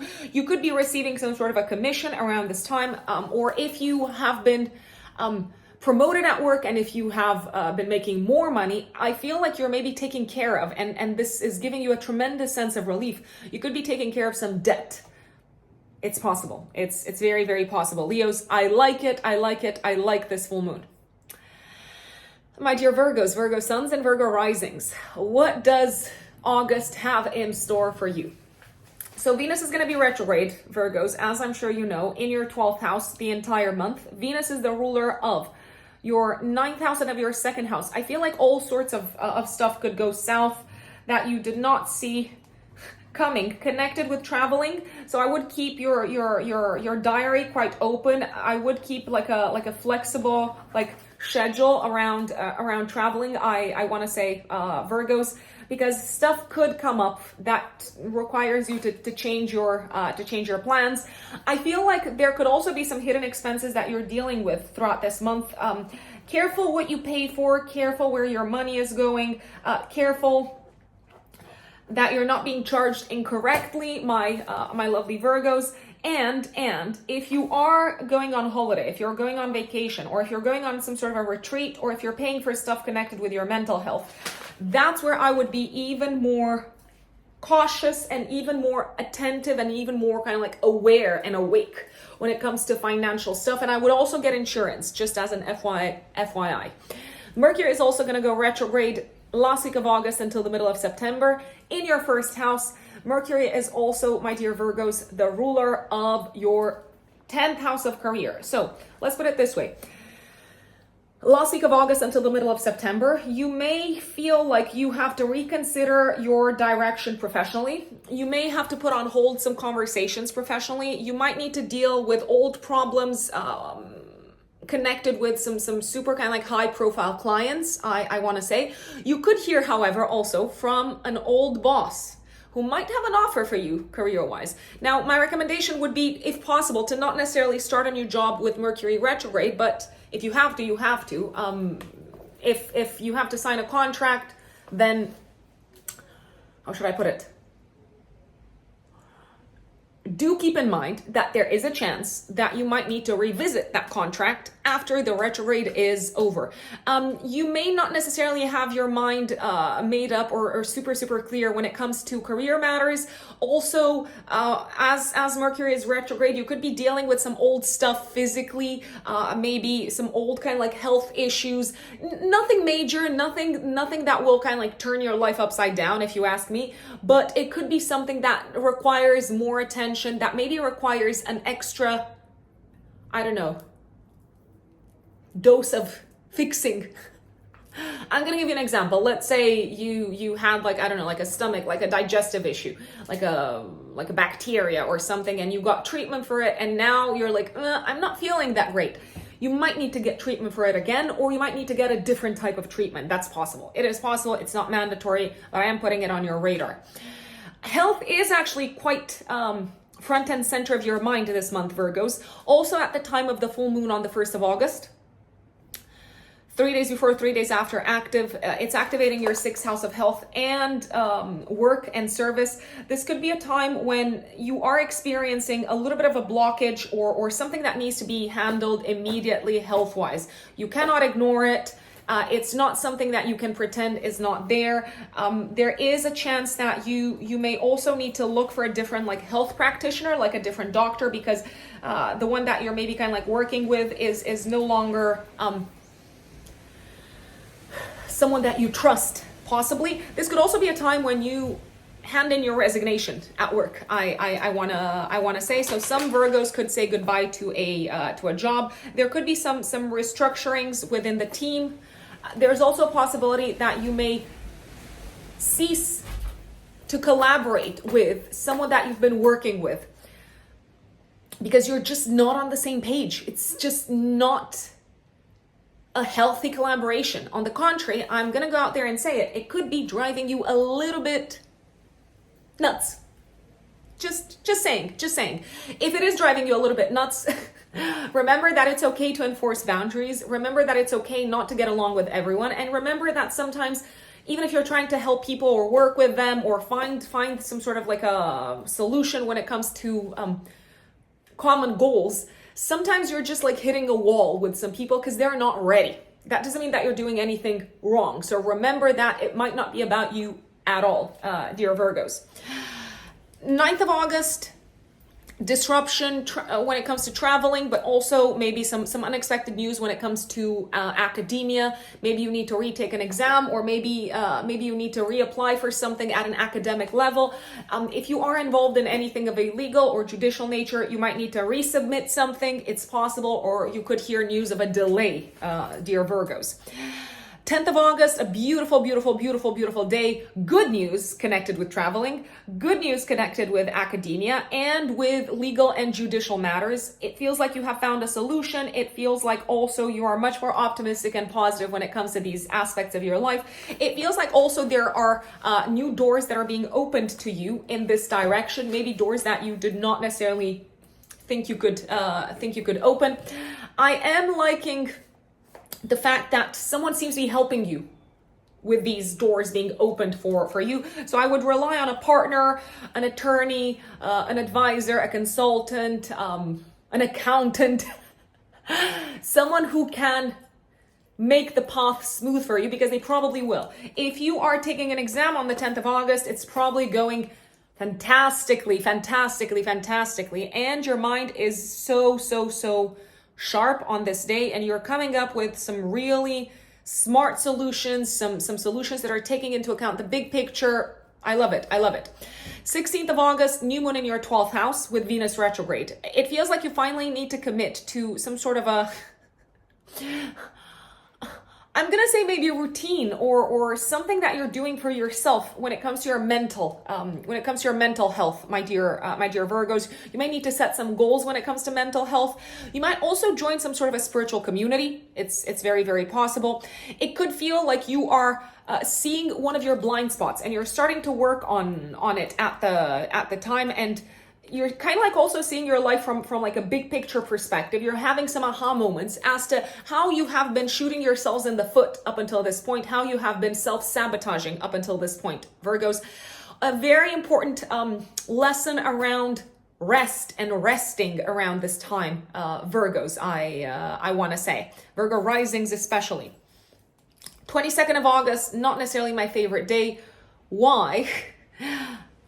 Because Mars is going to be opposing Neptune in the 7th house. You seem to be disappointed with a partner. It could be a business partner, it could be a life partner. You could hear of them maybe having lied to you. It could also feel like maybe a relationship, a partnership isn't necessarily going anywhere. Also, it could, like, something could happen in the life of a partner that kind of like breaks your heart a little bit. I don't know, maybe they're suffering because of something, but it breaks your heart because it doesn't necessarily feel like you can take action and find solutions and make it all right and fix things and clean up the mess for them. It's just kind of like something that you need to accept that you can't really maybe influence. I wanna say, and no matter what you say, it might not make things better. On the contrary, it might be smarter to just hold space for your partner and hold their hand and be there for them. emotionally, I wanna say there is a possibility, my dear Virgos, that a partner could have something that they some sort of announcement that they're making around their education. Maybe they're letting you know, I'm giving an example, that they're planning to, I don't know, go to like a summer school for 3 months, and you're very kind of like frustrated because you had not been consulted on the matter beforehand. So there could be some random sudden news coming up of this nature. 25th of August, a very romantic day, also a day in which you seem to connect very, very deeply with a romantic partner. You also seem to have some really significant heart-to-heart conversations with a romantic partner, especially about some sensitive, some sticky topics, I want to say. This could also feel like a day in which you help your children, if you have children, with a matter that has been causing them some grief, a matter that has been a challenge for them at an emotional and a psychological level. 27th of August, Mars goes into your second house in Libra until the 12th of October. Careful here, Virgos, because you might spend money like no one's business. You might be like getting rid of it at a very, very, very, very fast pace. Mars, however, is also motivation. So you could be very motivated to make more money, to increase your income, to reach out to people who can help you make more money. And you are probably gonna find that it is gonna pay off. But careful not to come across as overly pushy. I wanna say. 31st of August, full moon in your 7th house of relationships, Virgos. It feels like you're in alignment with a partner around this time. So this full moon puts the spotlight on the partnership sector, life partnerships, but also business partnerships. It feels like you're either reaching some sort of an agreement with a partner around long-term goals, plans, and dreams, maybe also around traveling or a home-related matter. This could also be a time when you sign some sort of legal contract together with a partner. It could be something that involves a home, a property. It could also be something that involves maybe changing your status in the world somehow.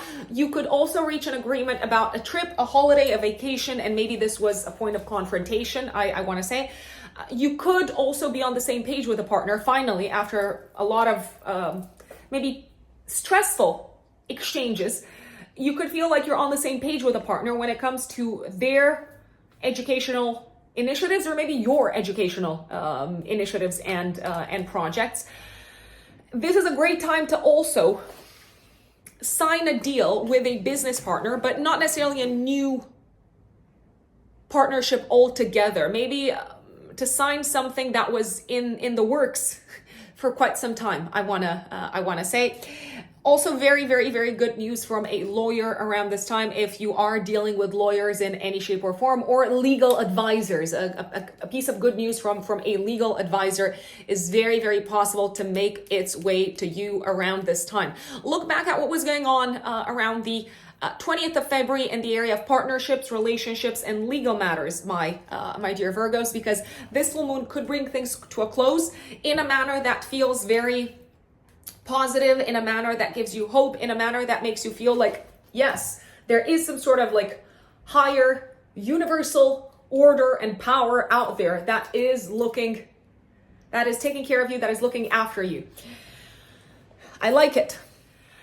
My dear Libras, Libra suns and Libra risings, what is going on? What is going on in the sky in August? And what does it all mean for you, Libras? Well, you know that Venus is retrograde, right? And Venus is your chart ruler, for Libra risings especially.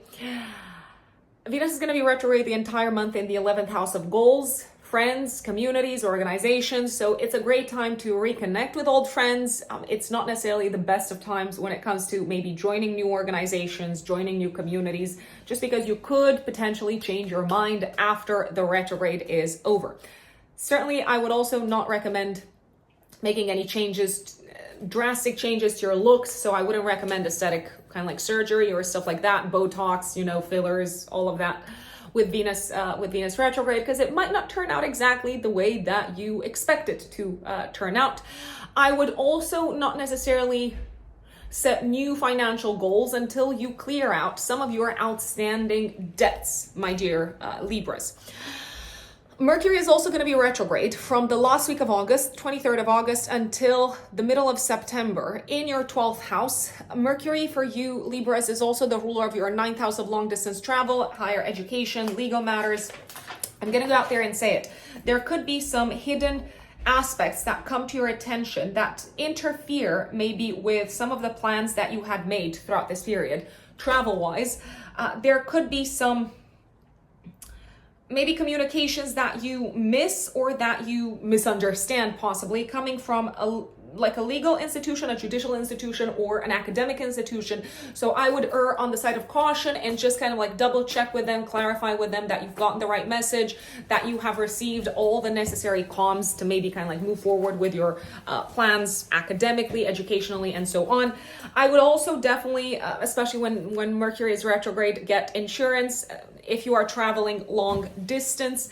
And there is a possibility that there could be misunderstandings, crossed wires, messages that don't necessarily land the way that you want them to land. If you are running any marketing campaigns, any sort of promotional campaigns with Mercury retrograde in the 9th house, my apologies, Mercury is the ruler of your 9th house. So if you are running any promotional campaigns, marketing campaigns, stuff like that, yeah, I would just maybe get someone to check them for you to make sure that the message is not triggering or is not kind of like sending the right message, the wrong message, not the right message. My apologies. Make sure that you're not kind of like inadvertently, for instance, insulting like a community or something like that. I'm just giving an example. It doesn't have to be that.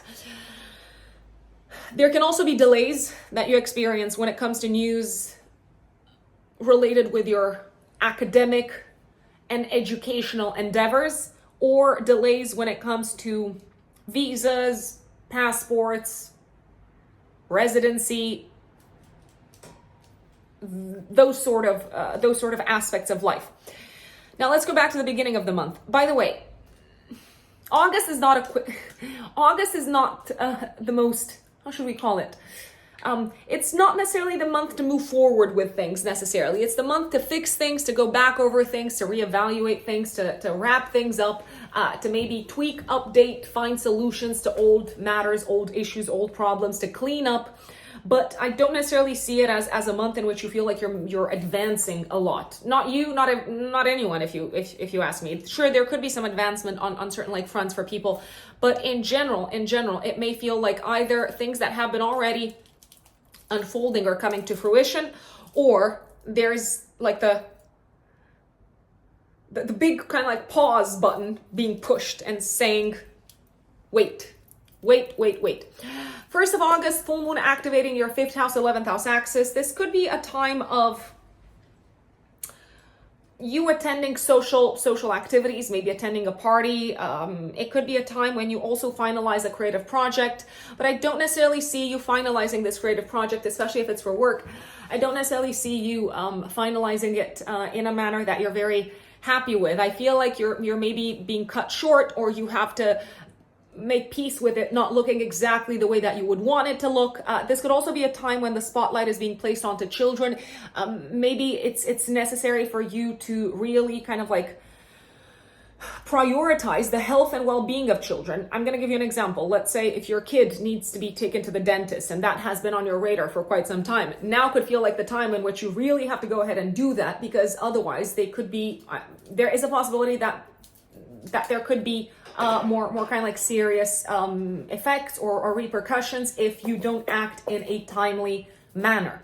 Also, there is a possibility that one of your kids could tell you that they no longer want to participate in some sort of a group type of activity, and you could be disappointed, but remember that this is not about you. So just putting that on your radar.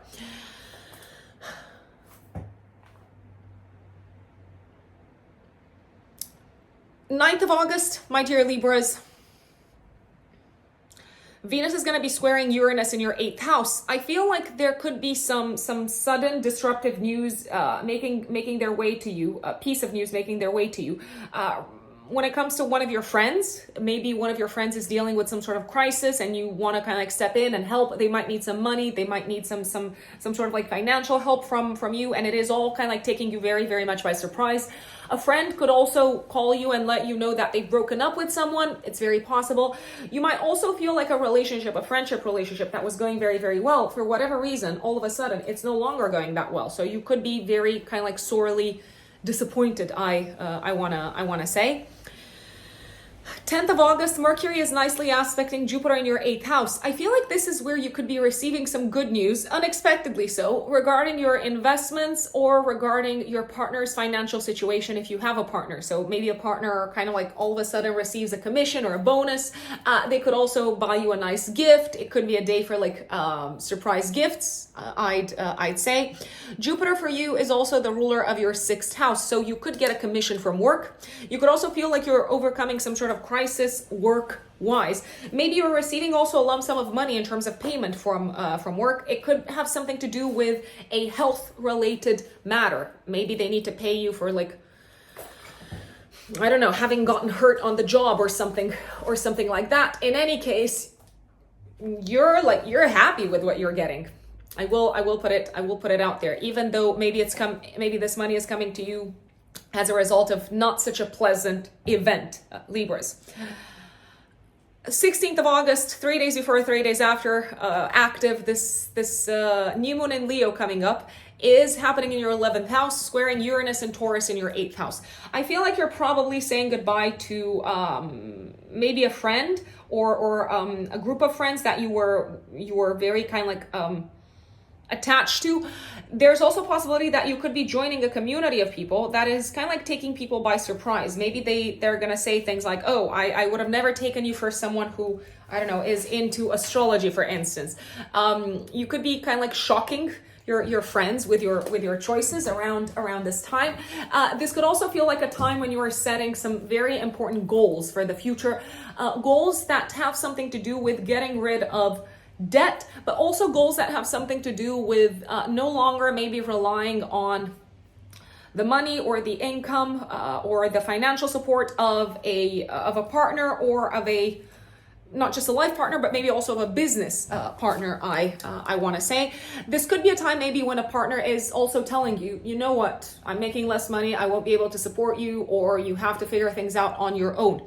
What I like about this new moon is that there is a grand trine in earth signs happening in the sky between Mars and Mercury in your 12th house, Pluto in your 4th house of home, and Uranus in the 8th house. I feel like you're gonna be just fine financially. If anything, I feel like you're gonna be able to set some goals, set some targets, and start taking action around maybe potentially like renovating the home or kind of like making some radical transformations around the house or in your home and property sector around this time, Libras.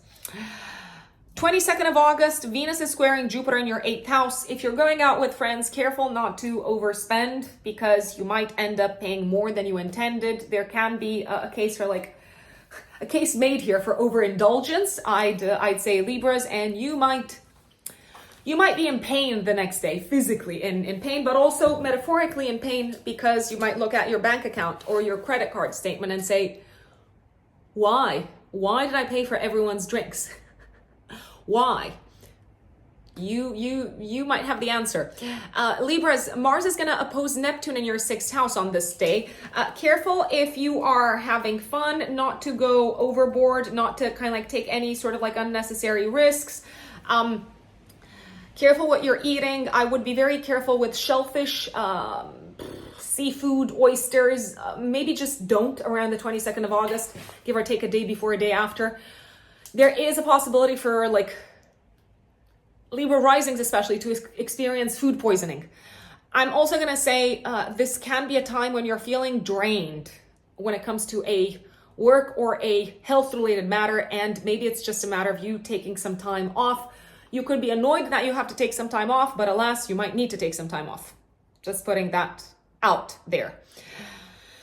25th of August, Mars is trining Pluto in your 4th house of home. I feel like a partner is helping you solve a crisis at home, or maybe is helping you kind of like do a big purge, a massive purge at home, do a massive kind of like cleanse. I also feel like you're very excited to get rid of stuff at home because you're feeling relieved, and you're feeling like for whatever reason this is helping you from a mental health perspective as well. You could also be acting behind the scenes when it comes to a home-related matter. You could be keeping things secret, and maybe there's a very good reason for that. I don't know, but you could be kind of like taking some sort of like action behind the scenes when it comes to the home, when it comes to your property, some sort of like mysterious, illicit, it doesn't have to be illegal or illicit action, but definitely you seem to be keeping some secrets connected with what you're doing on the home, family, and real estate front. And you could be keeping these secrets because they're having like a positive impact on your financial situation. So there could be some financial kind of like reasoning behind all of this. 27th of August, Mars goes into your 1st house. Okay, so you could be feeling very impatient until the 12th of October. You could be like, go, go, go, go, go, go, go, go, go. Mars in the 1st house is generally a good time. This transit is a good time to take action on your own, to kind of like move quickly without necessarily relying on others.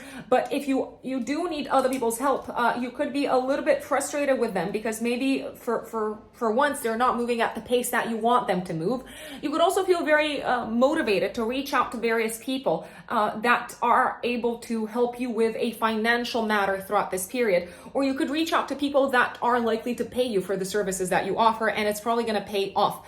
Careful not to burn yourself, careful not to hurt yourself when cutting stuff or when operating sharp machinery with Mars in the 1st house. There's always a little bit of a danger. So impulsivity and speed and wanting to get things out of the way may cause may cause accidents, because like Mars cuts. So careful not to cut yourselves, Libra. That's it. 27th of August is also a little bit of a slow day. I'm going to say work-wise. Maybe it just feels like you're a bit disappointed maybe with your colleagues, or maybe you're kind of like a bit down because, I don't know, like a friend from work has left. It's possible. It's very, very possible. 31st of August, 3 days before, 3 days after, a full moon activating your 6th house of health and work and service. Libras. You've been having a little bit of a hard time work-wise this month, I feel. Finally, it feels like you're solving a problem work-wise. Finally, maybe it feels like you're getting the job that you want to get, and maybe you're also wrapping up a very like hard or difficult project or issue at work. You can breathe easily. The crisis is over. The stressful period is over. You also seem to be overcoming a health-related crisis around this time. Maybe something that you've been dealing with on and off. Maybe something that you were supposed to solve or be done with a while ago, but now it's finally done and dusted. If you have been struggling this month with finding a solution to maybe please a client, maybe a client has been giving you headaches, or maybe like a colleague has been giving you headaches, it feels like around the 31st of August, the situation is solved, and you could not be more excited about this whole thing. It seems like having faith and asking for other people's help has paid off, Libras. And that is August for you. Now, if you are a Scorpio sun or a Scorpio rising, what is going on in your life, my dear Scorpios, in August? Well, Venus is retrograde, as I'm sure you know, in your house of career. So don't necessarily expect things to move very, very quickly career-wise. There could be endless, or apparently endless, back and forth conversations with bosses, with business partners. Maybe some conversations feel like they're not going anywhere. There could be a sense of frustration with a boss or a business partner not really appreciating you in the way that you would like to be appreciated, or maybe not giving you the terms of a contract that you would be in agreement with. So they're really being like super kind of like fussy about a contract, about an agreement, and you may want to pull your hair out a little bit. It is, however, a good time Remember, it's only temporary. So Venus is going to go out of retrograde 4th, 5th of September, depending on where you are in the world. So it's not going to last forever. If you do need to wait for, I don't know, a boss to get back to you, or like a financial kind of like advisor, or maybe like a prospective, is prospective a word? A potential employer, I want to say. If you're waiting for them to get back to you, if you don't hear from them in August, remember, it's not to the end of the world. It might be that you're going to hear back from them a little bit later in September. Venus is also the ruler of your house of relationships. It could feel like maybe your partner is having some difficult times when it comes to a relationship with their parents, with one of their parents. That's a possibility. Just wanted to put that out there. Mercury is also going to go retrograde on the 23rd of August until the middle of September. In your 11th house, Mercury is also the ruler of your, of your 8th house. So Scorpios, especially Scorpio risings, you may reconnect with old friends with Mercury retrograde in your 11th house. End of August until the middle of September. It's not necessarily the time to move forward with goals and plans for the future, but rather it could be a time to reevaluate your plans for the future.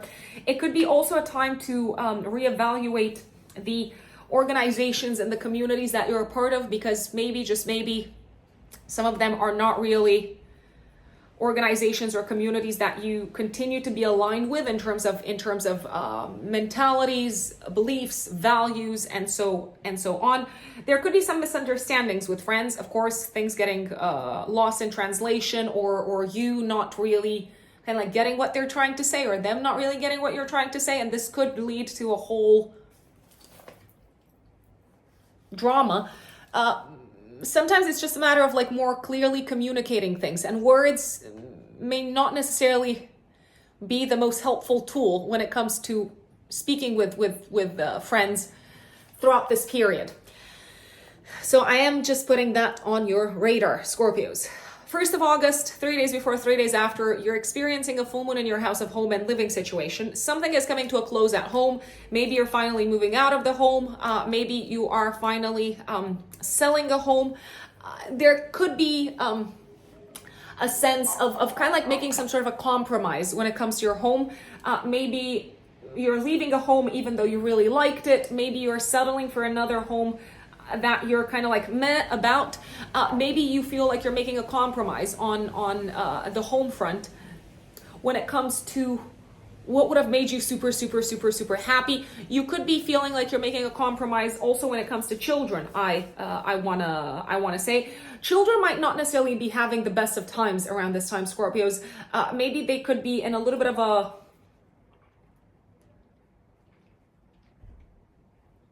lower kind of like state of mind, mood. They could be feeling quite down. I wanna say it might be necessary for you to intervene and to say, listen, you're not gonna hang out with these people anymore, or you're not gonna go to this school anymore. I would inquire. I would kind of like dig into what's going on in your kid's life, because they might have some things to tell you that kind of like shake you up a little bit. Maybe they've been dealing with something privately for some time, and they did not want to burden you, but clearly now they're not going through the easiest of times. You might also feel a little bit sad about something that has to do with children, maybe because you thought they would be at a different, I don't know, like stage in their lives by this point. That doesn't mean that they won't get there. It might just require some more kind of like patience on your end, my dear Scorpios, and not giving up and being like fully supportive of them.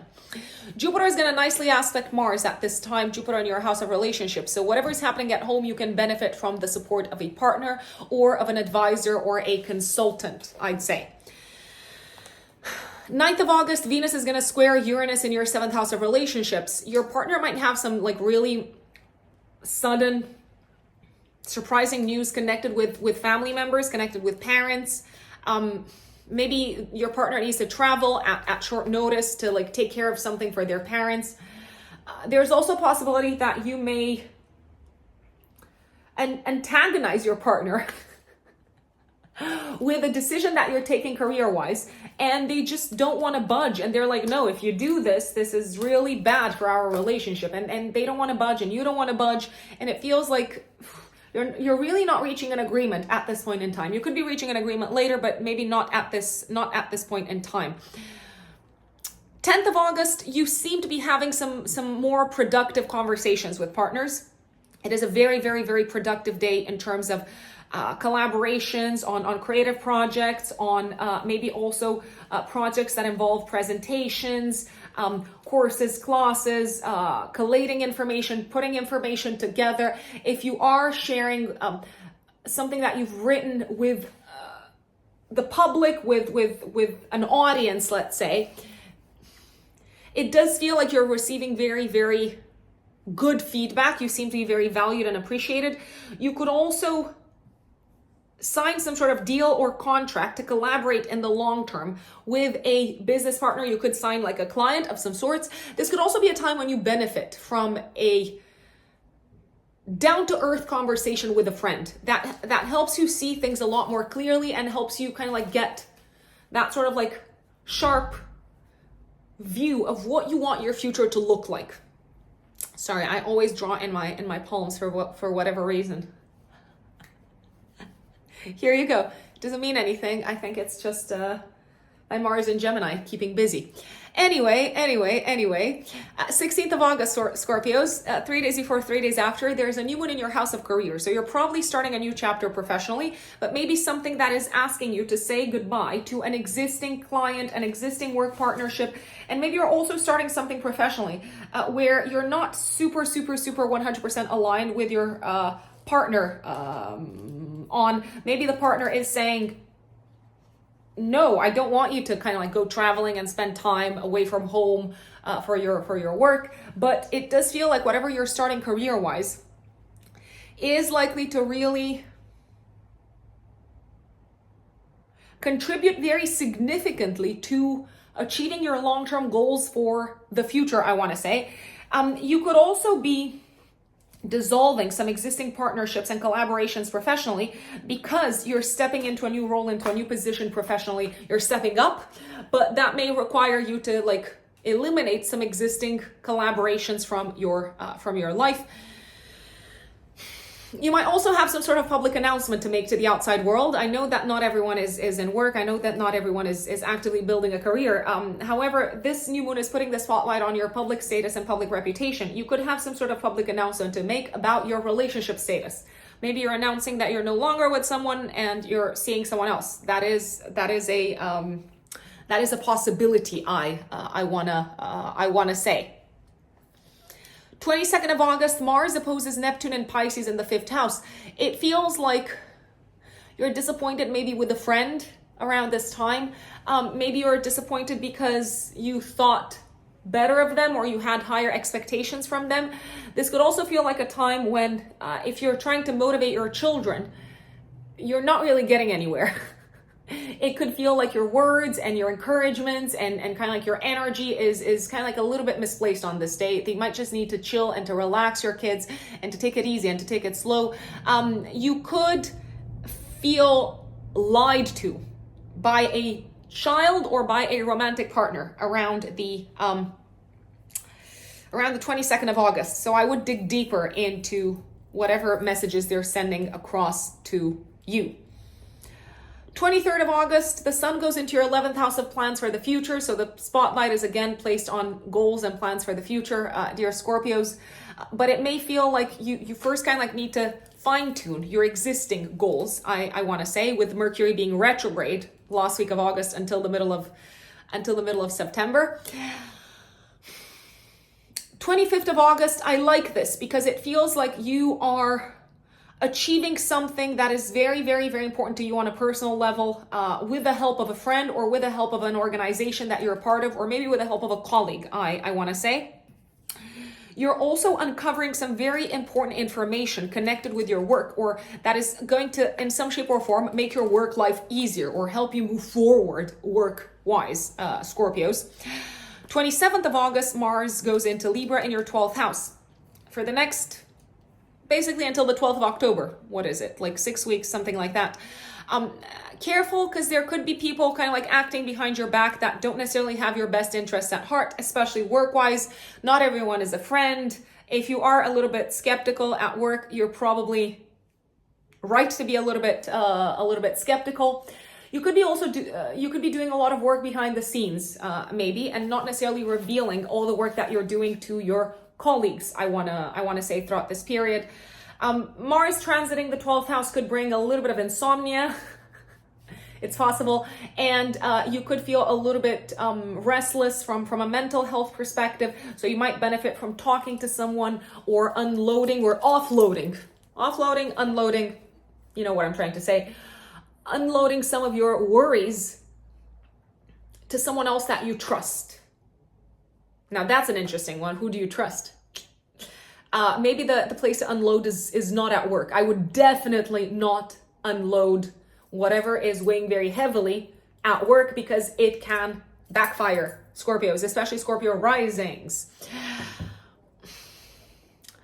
31st of August, 3 days before, 3 days after, there's a full moon in your 5th house, activating your 5th house, 11th house axis. This feels like a time of good news and of auspicious, beneficial, positive culminations when it comes to children, romantic life, plans for the future. So I did mention that this month was not necessarily the easiest when it came to children. It may feel like you have finally found a solution together with your partner for your children. You could have some really good news to share with your partner around the topic of children. It could feel like this was something that was in the works for some time, and maybe it didn't play out when you expected it to play out, but it has played out very beautifully at the time of this full moon. This could also feel like a time when you're finally in alignment with your romantic partner about what the future looks like. You could also, I'm going to say, enjoy a very romantic time with a partner around the 31st of August, after having had some more kind of like challenging days romantically in August. Especially the 2nd of August seems to have been quite challenging. Also maybe the day before, the day after. The 22nd of August may have been quite challenging. The 27th of August. So the full moon at the end of the month is like a breath of fresh air. It's also a time of celebration together with a partner, I want to say. It could be the celebration of something that you've worked very hard on together with a partner, and now it's kind of like time to relax because the result is fabulous. And that is Scorpio. My dear Sagittarius suns and Sagittarius risings, what does August look like for you? Well, I told everyone this, and I'm going to tell you also. August is not the most straightforward, full speed ahead type of month. On the absolute contrary, there is a very high chance that some things, some issues that you've been dealing with in the past may come back to your attention, and you might be able to solve them this time, which is great.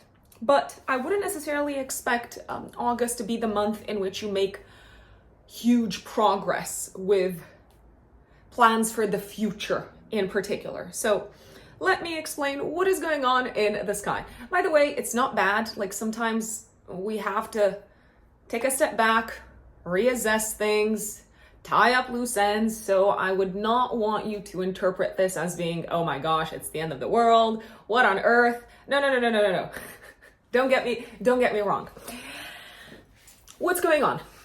So I want to tell you about the 2 retrogrades that are very, very important, that are unfolding in the sky this month. Venus is going to be retrograde the entire month in your 9th house. So you might be tying up loose ends. You might be going back over issues that have to do with your education, that have to do with academic matters, maybe also issues that have something to do with legal entities, judicial entities. Let's say you've been suing someone and now you have to potentially resend some documents, or maybe you're sitting down again and you're renegotiating the whole thing. Maybe you're trying to find some sort of a middle path, some sort of a middle ground. There's also a possibility that you might also reconnect with, let's see, old mentors, old teachers, old guides, people that have been very significant in your life in some shape or form when it comes to broadening your horizons, very possibly. You might also reconnect with old friends, maybe people that you've worked with. You could travel to reconnect with old friends. Old friends could travel to see you. You might hear back from them and maybe make some plans to travel potentially. That's also very, very likely, very, very possible. I would expect with Venus retrograde some potential delays when it comes to contracts, when it comes to legal matters that have something to do with your work, because Venus is the ruler of your 6th house of day-to-day work. So it may feel like you're going a little bit back and forth, and patience is essential. There's also a possibility that an old friend that you used to work with might reach out and say, I've got this work project for you. Do you want to jump in? Do you want to join the team? Which would obviously be a really, really nice manifestation of Venus retrograde. There are likely to be potentially some misunderstandings at work, so I would be very, very careful what I say if I were in your shoes, Sagittarius. There can be some misunderstandings at work due to cultural differences. So careful what you say, careful that you don't, without necessarily intending to, insult anyone. I'm just putting it out there. With Venus retrograde in your 9th house, there's also very high chance that you may travel to places that you've been to in the past. If you do travel, my recommendation is to get insurance just to be on the safe side, on the safe side. Health insurance that covers delays or cancellations or something like that. I'm not saying that it's mandatory for this to happen, but it may happen. It could happen. Mercury also goes retrograde on the 23rd of August until the middle of September in your 10th house of career. So don't necessarily expect communications, conversations, interactions in the professional space to be very straightforward. I apologize. On the contrary, it may feel like you have to re-explain yourselves, Sagittarians. It may feel like you have to go back and reevaluate certain agreements. I want to say there can be, so there is potential for misunderstandings in communication with bosses and authority figures. There's also a possibility that you may have the opportunity to work with someone that you've worked with in the past. So again, you could hear back from an old employer. It could feel maybe like now you're getting news connected with someone who you've been waiting for to kind of like say something work-wise. And now the news is finally reaching you and you're like, oh my God, I was waiting for this since May or whatever, and now it's finally making its way to you. So I do feel like you can tie up loose ends throughout this period professionally, but also go back to old employers, old projects, old work collaborations. Mercury is also the ruler of your 7th house of relationships. You might re-examine existing business partnerships, and some business partnerships might not necessarily make the cut. Just putting it out there, which is okay. Not everyone needs to be in our life forever, and that's okay. Now, I'm going to go back to the beginning of the month. 1st of August, 3 days before, 3 days after, you're experiencing a full moon in Aquarius. This is activating your axis of travel and education. So you could be completing something from an educational perspective. You could be wrapping up a course, a class. You could be taking an exam, an important exam, a significant exam. If you are taking any exams, and if you are wrapping up a course or a class, you do seem to feel quite stressed mentally. I mean, that doesn't necessarily mean that you're unprepared, but you might have a lot of doubt in terms of how much you know, in terms of your level of understanding of the topic. That's very, very possible, Sagittarius. I would slow down. I would not rush through any exams throughout this period. And if you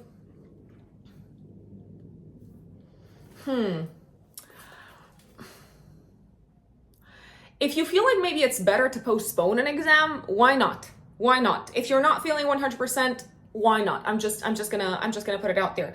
This could also be a time when you travel.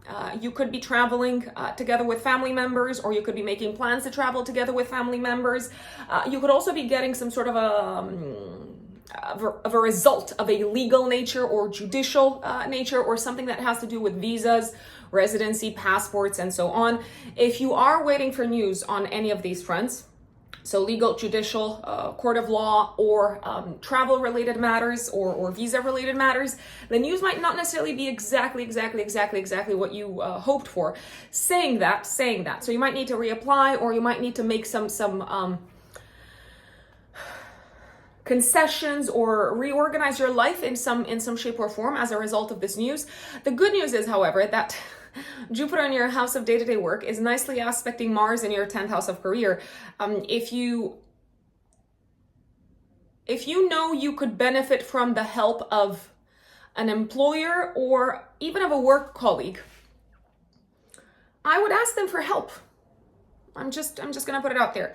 Saying that, you could also experience a little bit of car trouble around the 1st of August. Maybe something needs to be repaired, something needs to be fixed. I feel like saying like a part of your car is probably dying, so it probably needs to be replaced ASAP. 9th of August, my dear Sagittarians, Venus in your 9th house, retrograde, is squaring Uranus and Taurus in the 6th house of day-to-day work. I feel like this is where you might receive some unexpected news or something sudden is happening work-wise that maybe requires you to change your travel plans or requires you to travel at short notice. This could also be a time when you are taken by surprise when it comes to a legal aspect of your work. It could also be a time when you experience some sort of potentially, it's not mandatory. You could experience some sort of like sudden health flare-up, but it's sudden, the flare-up. However, it could have something to do with a little bit of excess, having kind of like pushed yourselves too hard or tried too hard. That's possible. There's also a possibility that around the 9th of August, especially maybe also the day before, the day after, an old client could reach out very suddenly with a request work-wise that kind of like throws off your entire schedule. So I would keep my diary a little bit flexible around the 9th of August, maybe also the day before, the day after. 10th of August, I like this day because it feels like you are getting the job done at work. You are being very persuasive. Bosses, colleagues, everyone's really kind of like understanding the message that you're trying to send across. It might also feel like mental collaborations, intellectual collaborations, brainstorms at work function beautifully, smoothly.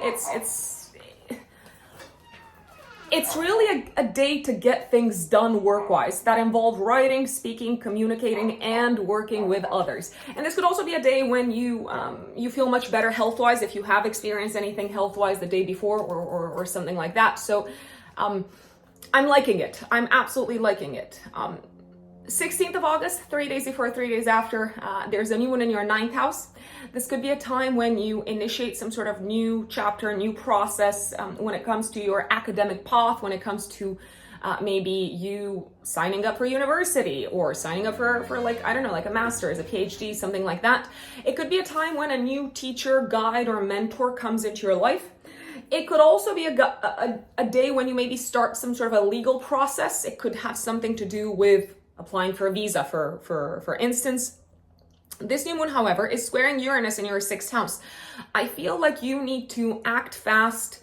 You need to be prepared and keep an open mind for things not necessarily going exactly according to plan or according to the letter of the law. Remember, Venus is also retrograde at the time.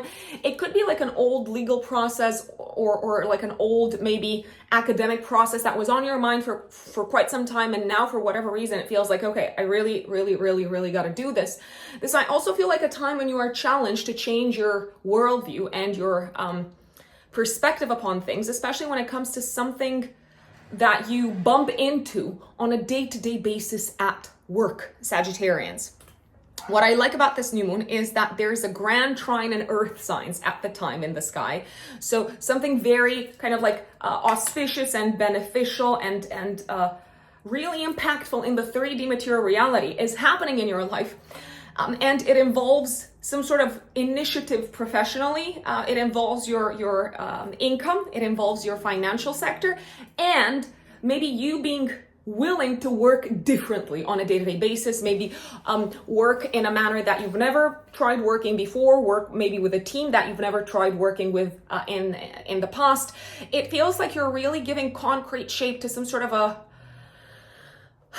an exciting initiative professionally that also pays fantastically. But you got to change your mentality a little bit to make it work. That's what I'm seeing. 22nd of August, Venus squares Jupiter in the 6th house. Careful not to overdo things and hurt yourselves health-wise, my dear Sagittarians. Too much of a good thing can be detrimental. Too much, I don't know, working out can be detrimental, for instance. This could also feel like a time when you've got a lot on your plate work-wise. Careful not to over-promise and under-deliver, because there is a possibility that this could happen. Also, Mars on this day is going to be in opposition to Neptune in the 4th house. I feel like you could be maybe a little bit disillusioned with what you thought you would achieve around this time, maybe also the day before and the day after the 22nd of August. You could be feeling a bit disillusioned because you were hoping that you would be able to make significant progress forward career-wise. And now you realize, actually, some things are outside of my control. I've also got some stuff at home that's kind of like weighing quite heavily on me, kind of like emotionally, and I gotta take care of that also. There could also be a sense of suffering that one of the parents is dealing with that comes to your attention around this time, Sagittarius, and you might be so you might try to lift up their spirits, you might try to cheer them up, but you could also feel like there's not a lot that you can do at this time. You could be feeling a bit powerless in terms of actively kind of like making a difference in the 3D material reality for them. So just putting that on your radar. 23rd of August, the sun goes into your 10th house of career in Virgo for the next month. So the spotlight is going to be placed even more on your professional life. And of course, Mercury goes retrograde. I would be very careful when it comes to signing contracts, agreements, and so on with Mercury retrograde career-wise. Not that it's a bad thing, don't get me wrong, but so if you have to, you have to. But I would keep in mind that there is a very high chance that you might reevaluate the terms of the contract and maybe decide to push for some sort of a change in contract after the retrograde is over, which is middle of September. 25th of August, beautiful day. You seem to be experiencing some sort of like major win career-wise. You might be getting paid a significant amount of money, or you could be hearing good news connected with kind of like the intense work that you've been doing professionally to get paid more. Maybe you've been asking for a raise. Maybe you've been kind of like building a case and presenting it to HR or to your manager. It feels like you are winning. 27th of August until the 12th of October, Mars goes into Libra in your 11th house. So a lot of energy that is being placed into group type of activities until the 12th of October. But careful, because friends could be a little bit more belligerent, a little bit more combative, a little bit more argumentative than usual, and sometimes that could make you angry. 27th of August, it also feels like you're becoming very aware of some sort of a restriction, limitation, or something that's been causing a sense of like blockage in your home and family life in the 3D material reality. And last but not least, 31st of August, 3 days before, 3 days after, the full moon in Pisces is active in your 4th house of home and living situation. I love this. I feel like you're finally solving. So this month you've been encountering potentially all sorts of like delays, frustrations, restrictions, maybe even a little bit of suffering home-wise or family-wise on the home and family and real estate and property front. It feels like you're finally solving something and achieving some sort of a result that you're very happy with in this sphere of your life. Maybe you're finally moving out. Maybe you finally found your home that works for you, that you want to spend your next few years in. Maybe the problem that one of the parents has been dealing with is finally getting solved around the 31st of August, I want to say. I love the fact that Jupiter is nicely aspected to Mercury retrograde, so it feels like an old problem that is getting solved home-wise. And I would look back at what was going on the home and family and property front around the 20th of February, because this full moon at the end of August could bring things to a close, things that were on your radar when it comes to the home, property, and real estate sector. They were on your radar maybe around the end of February, maybe second half of February, so to speak. My dear Capricorns, Capricorn Suns, and Capricorn Risings, what does August have in store for you? Well, Venus is retrograde the entire month in your 8th house, Capricorns. For you, Venus is the ruler, Capricorn Risings especially, the ruler of your 5th house and of your 10th house of career. Okay, so a few things could happen here. You might experience a sense of maybe delayed, I was about to say delayed gratification. When it comes to some investments that you've made a while back, you were hoping that a while back they would pay off, but now they're finally paying off later, much later maybe than you expected, but finally you're seeing results. This could also feel like a time maybe when someone is kind of like paying back what they owe to you. It's possible. I would steer clear, if you ask me, of new business collaborations throughout this period, just because you might need to reevaluate the terms of the contract after the retrograde is over of Venus. That's going to be on the 4th, 5th of September.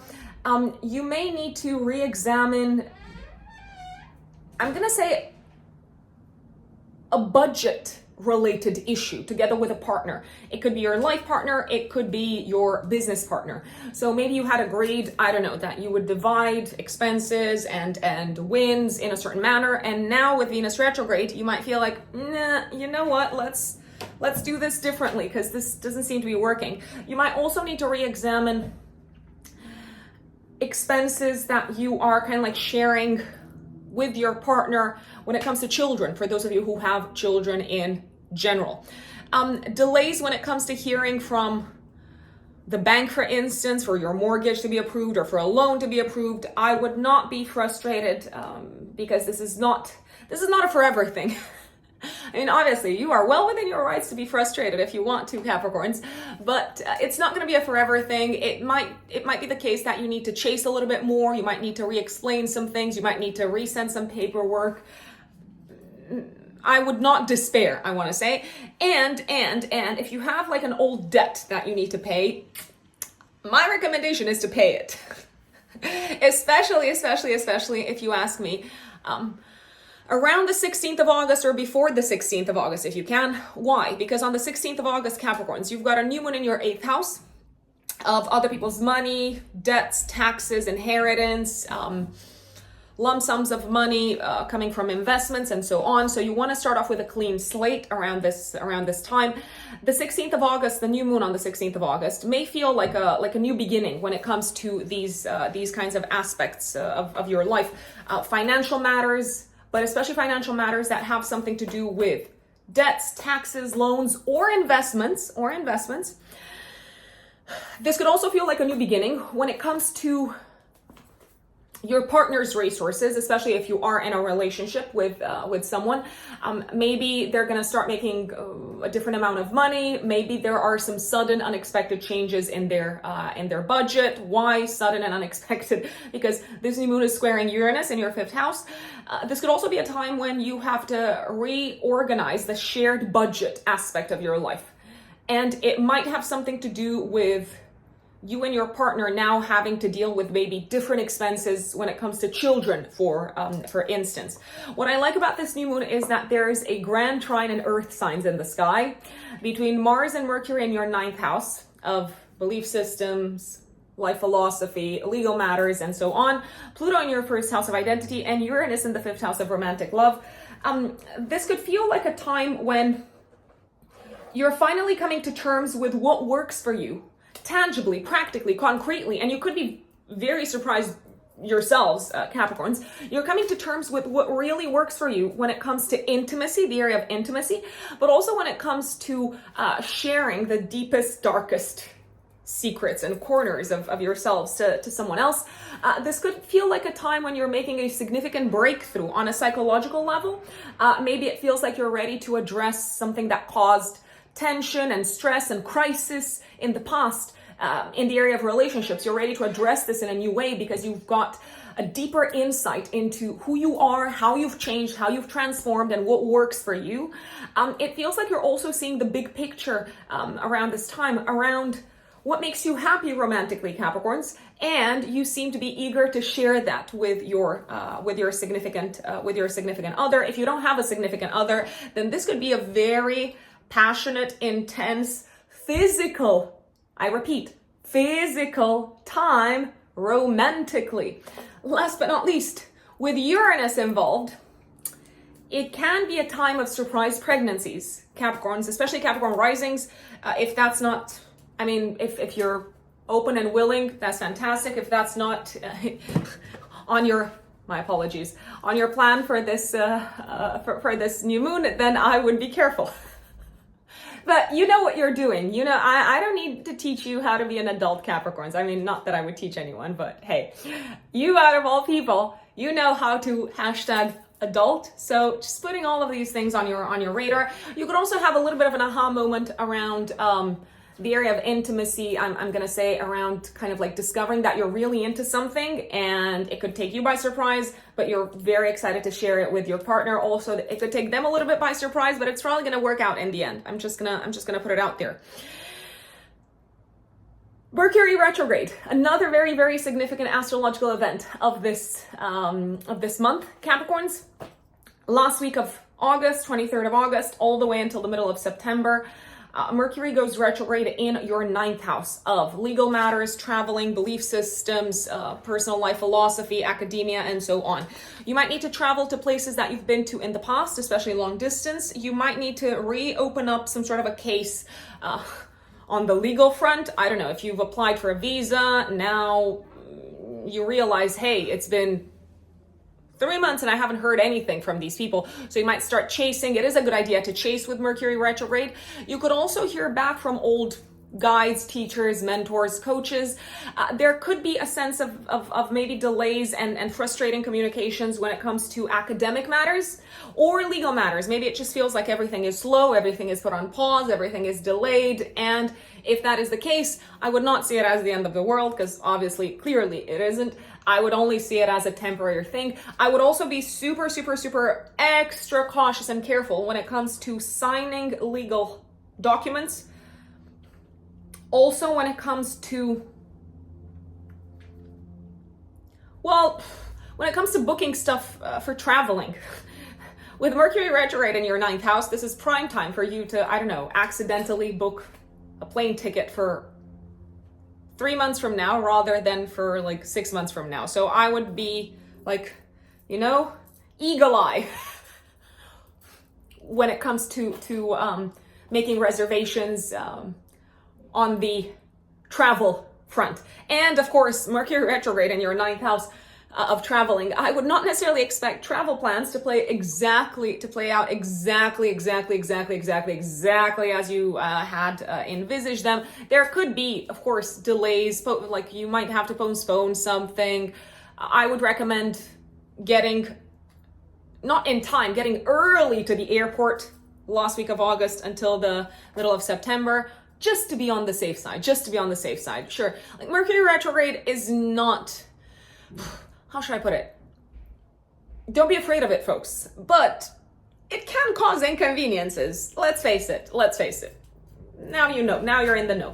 Now I'm gonna do something that is very unpopular with some viewers. And I'm going to go back to the beginning of the month, because basically, Capricorns, I've taken you through some of the most significant aspects of this month, but I want to also go in chronological order over some stuff. 1st of August, 3 days before, 3 days after, Capricorns, full moon activating your financial axis. This could be a time when you need to pay for something, quite a significant sum of money. Maybe something that has to do with your education or with your preferred mode of transportation, or a significant payment connected with traveling. Maybe also a significant payment connected with legal matters. I don't know, you might pay a lawyer, an attorney, or someone like that. I feel like it's a significant amount of money, but you are in some shape or form relieved, because you're finally moving forward in the direction of one of your goals on this front. I will say this, you could also be getting rid of some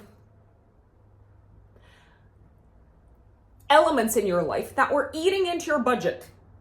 You could get rid of, for instance, an expensive car. Maybe it was a nice car, maybe, but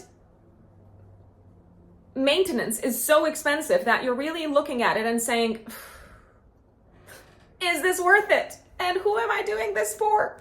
So there is a chance that something is coming to a close financially around this time. You could also be getting rid of some debt, some expenses, but I feel like you are eliminating an aspect from your life that has been eating into your budget. I wanna say this could also feel like there is a chance that you might need to pay a fine around this time, Capricorns. It might not be a new thing, it could be an old thing, but you may need to pay a fine. Just putting it out there. 9th of August, Venus squares Uranus in the 5th house. I feel like you could have a crush on someone around this time, Venus retrograde.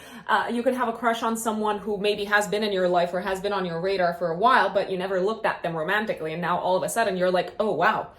Like, I've got a crush on them. Or they could reveal that they had a secret crush on you, which is also a very, very, very strong possibility. Careful not to overspend on this day, and also maybe the day before, the day after, so 9th of August.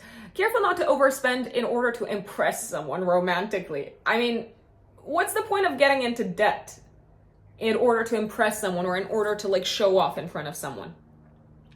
Well, in my eyes, there is no point, but if in your eyes there is a point, then you are completely within your rights to do that. Surprise expenses connected with children, very possibly, very, very, very possibly around this time. I know you Capricorns will enjoy like a song and dance from me. No, I know you will enjoy sarcasm from me, Capricorns. I take that back. Yeah, I'm feeling a bit naughty today, probably because I'm talking about Venus retrograde. So, 10th of August, I love this day. It's probably one of the best days of the month. 10th of August and also the full moon on the 31st of August, active 3 days before, 3 days after, are my absolute favorites this month, Capricorns. What's going on the 10th of August? You are having the time of your life if you're going out, if you're having fun. Also, you seem to be really, really understanding at a very, very deep level something that maybe has taken you a while to learn and to understand. It feels like if you're presenting something to a wider audience, or if you are presenting something, I'm gonna say, in an educational or academic space, your views, your words, whatever it is that you're presenting is very well received. It's a fantastic day also for creative writing, for instance, and it's also a fantastic day to maybe make some sort of announcement about, let's see.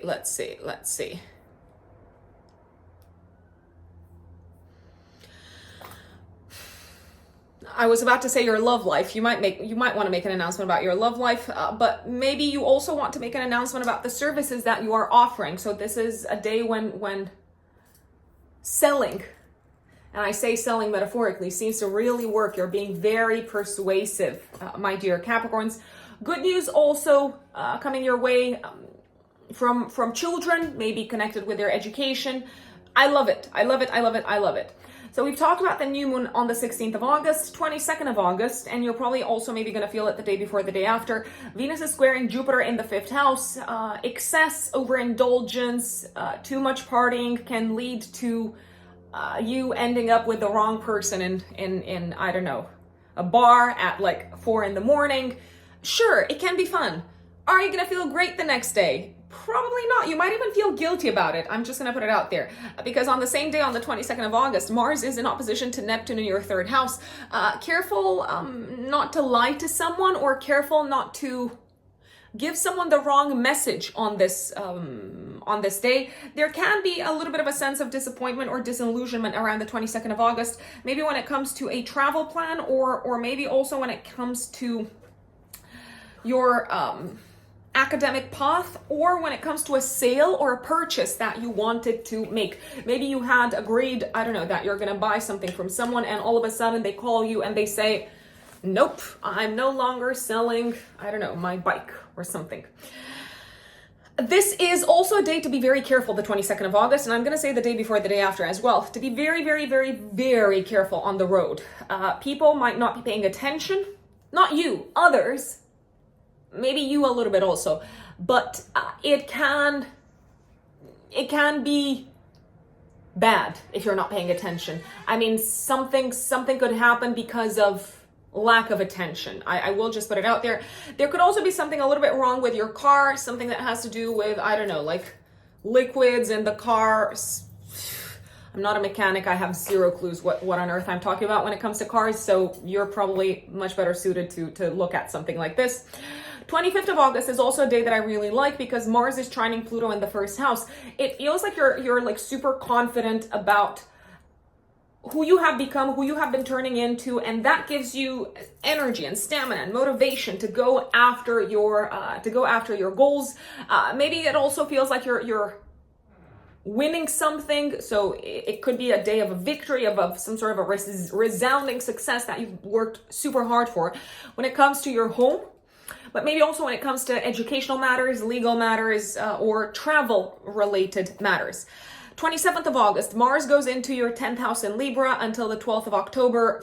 You're going to put a lot of energy into your professional life, maybe also into reaching out to others, connecting with people who can help you advance career-wise, forming partnerships, forming significant relationships professionally, strategic relationships professionally. It could also feel like you have to defend yourselves, Capricorns, in the public space, in the public sphere, because that is the right thing to do. You could also defend someone else in your professional life throughout this period. Careful, because bosses might be a little bit more argumentative or conflict prone or easily triggered throughout this period.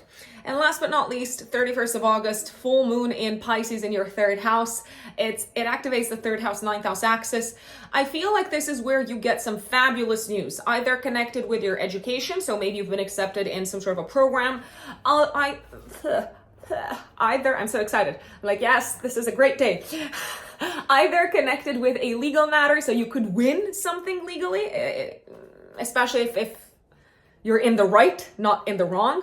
This could also be a time when you make a significant purchase, maybe something that you've been eyeing for a long time. You could also get the results for an exam. Again, maybe something that has been delayed or postponed, but now it made its way to you and you are super, super, super, super happy with the results, my dear Capricorns. I love it. My dear Aquarians, Aquarius suns and Aquarius risings. What does August look like for you?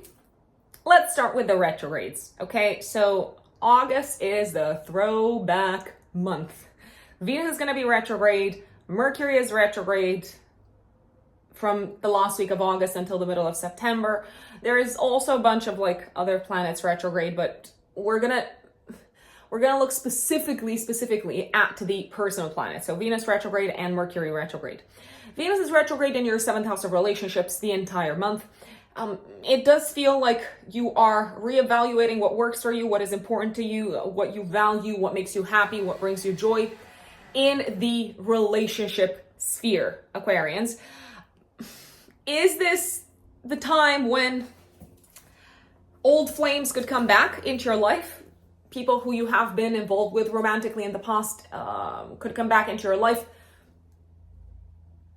Yeah, sure. I would also maybe expect your existing partners, so if you're already in a relationship, to knock at your door and say, you know, that thing that we talked about, maybe, I apologize, that thing that we talked about regarding our living situation, regarding our home life, regarding your parents maybe. Remember that? Well, it doesn't work for me anymore, so I want us to rethink the whole thing. I want us to renegotiate the whole thing. Old issues that maybe you thought were done and dusted and solved might come back to your attention within the space of partnerships, within the area of partnerships and committed relationships. There's also a chance that generally partnerships with women or collaborations with women or instances where you find yourselves kind of like face to face in a one-to-one setup with women, they might not go as smoothly or as fluidly as you thought they would, even if in the past, let's say you had like a super fruitful collaboration with someone and now all of a sudden they have these like outrageous demands and you're like, what is wrong with you? There's also a chance that your partner, especially life partner, could be dealing with some old stuff, old challenges in relation to a boss or in relation to a parent this month, Aquarius. Mercury retrograde. Let's talk about Mercury retrograde. Last week of August until the middle of September, Mercury is going to go retrograde in your 8th house. Mercury also rules your 5th house of romantic love and enjoyment. So with Mercury retrograde, it feels like you may be faced with some old issues that you need to tend to. When it comes to debts, taxes, loans, inheritances, insurance money, but also your partner's finances, if you are in a partnership, if you are in a relationship, might be going through a bit of a shaky time. Maybe things aren't as clear or as straightforward as they used to be. When it comes to your partner's finances, you might need to rediscuss the topic of shared expenses, but also shared assets. Let's say you've got, I don't know, like a house together with your partner and you had agreed, I would pay for this, you would pay for this, It may feel like during Mercury retrograde, you have to rediscuss these types of issues. Maybe the old budget isn't working anymore. Maybe you need to cut down on some expenses. Maybe you need to tell your partner to cut down on some expenses. It's a possibility. You could also experience delays when it comes to inheritance, loans, taxes, tax rebates, commissions, lump sums of money, maybe that come to you via commission. You could experience delays and frustrations and maybe having to discuss things or re-explain yourselves or resend documents with Mercury retrograde. That doesn't mean that it's going to last forever. That doesn't mean that it's the end of the world. This is my phrase today, end of the world. I don't know what's happening. Very dramatic. It's not the end of the world. It's just a temporary thing. Yeah, I get it. It could be a hassle. It could be an inconvenience, but you might as well dig into it and solve it and fix it. I do feel like you can fix something very, very significantly in a manner that is very fruitful, in a manner that works for you very well. Aquarians, around the area of finances and money, around the 31st of August, with the full moon activating your financial axis, okay? So that is what I would recommend that you keep in mind when you want to pull your hair out because things are not going as straightforward as you thought they would go. Now let's go back to the beginning of the month. 1st of August, 3 days before, 3 days after, a full moon activating your 1st house, 7th house axis, the so-called axis of identity and relationship. A make it or break it moment for a partnership, but also make it or break it moment where you have to decide whether you're going to continue being in a partnership, being in a relationship, being in a collaboration with someone, even though you're not super in agreement when it comes to either financial matters or when it comes to your value system.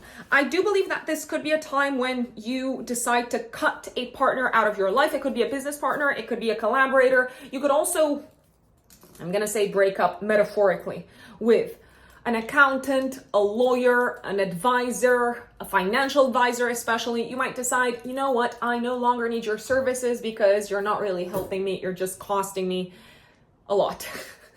This could also be a time when you decide to be very firm around communicating to a partner, life partner, business partner. You could be very firm in communicating your boundaries. And it does feel like it's a time to communicate your identity and your boundaries and to communicate what is important to you to someone. They might get it, they might not get it, but it's important for you to say, listen, this is, I'm working on me, this is important for me. And even if you're not on board, even if you don't understand where I'm coming from, even if we have different value systems, I'm gonna choose me in my in this particular instance.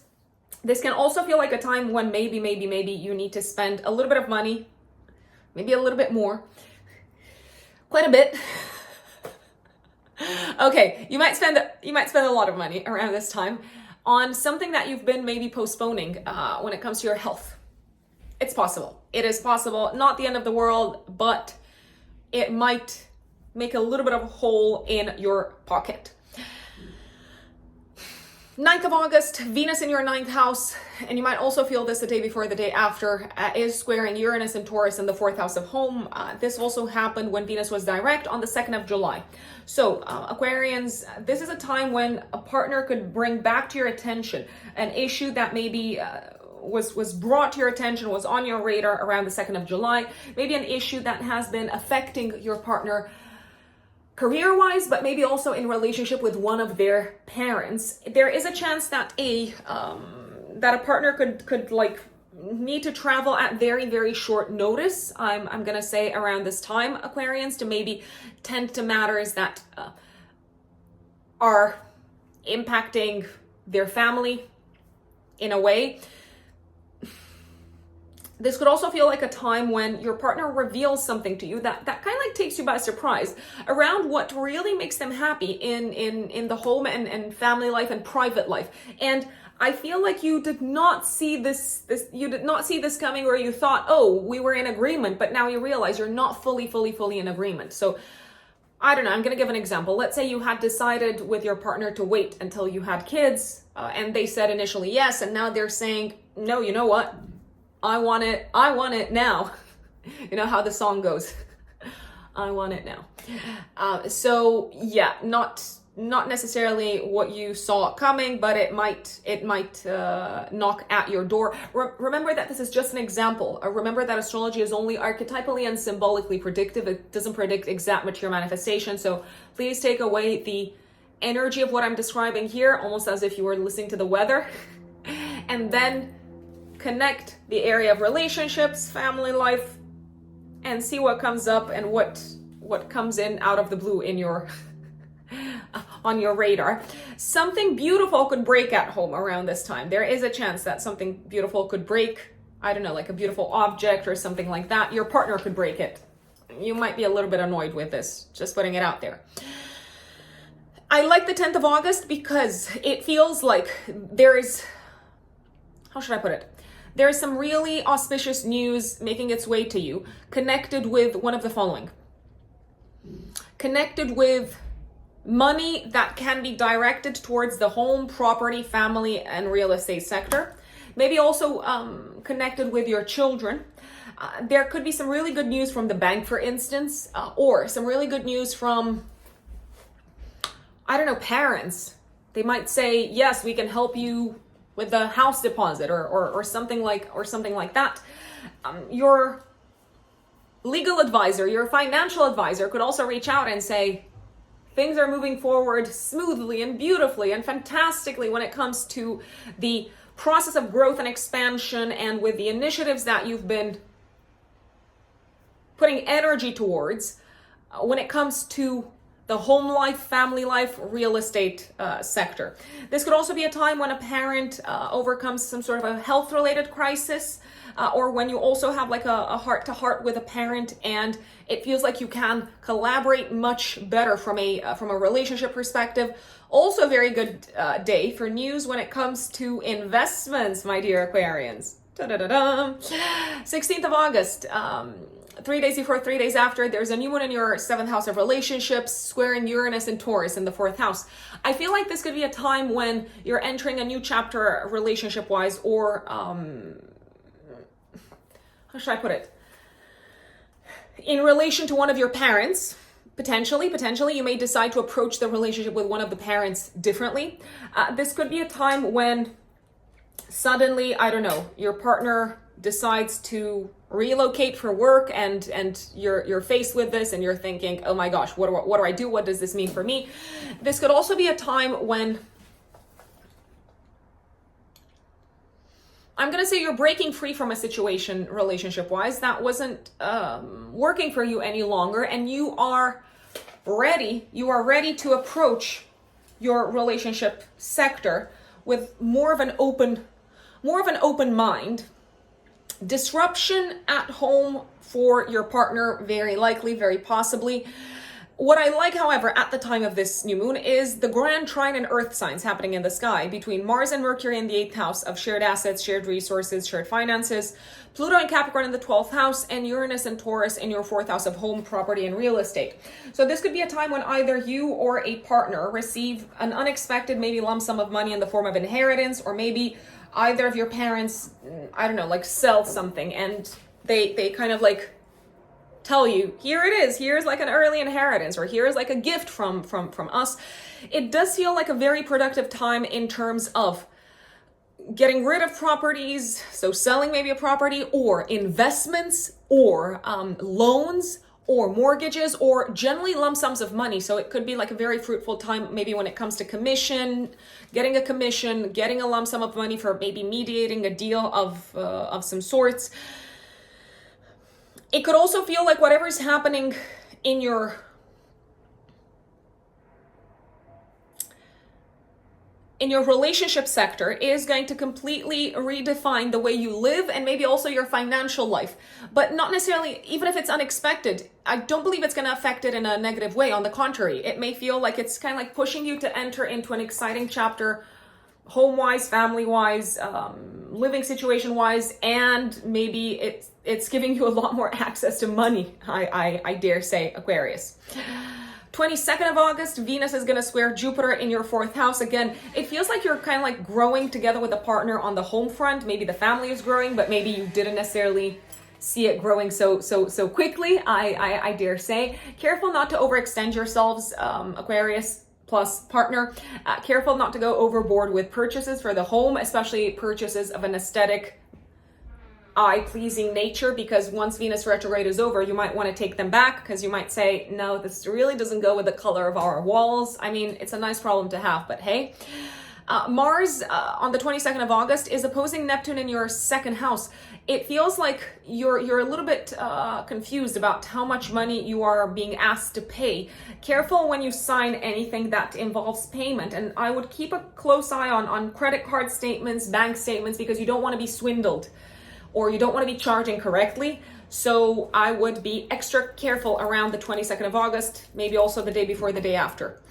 23rd of August, the sun goes into your 8th house of shared assets and shared resources. So also investments in your partner's resources. So that's where one of the big areas of focus for you is going to be for the next month.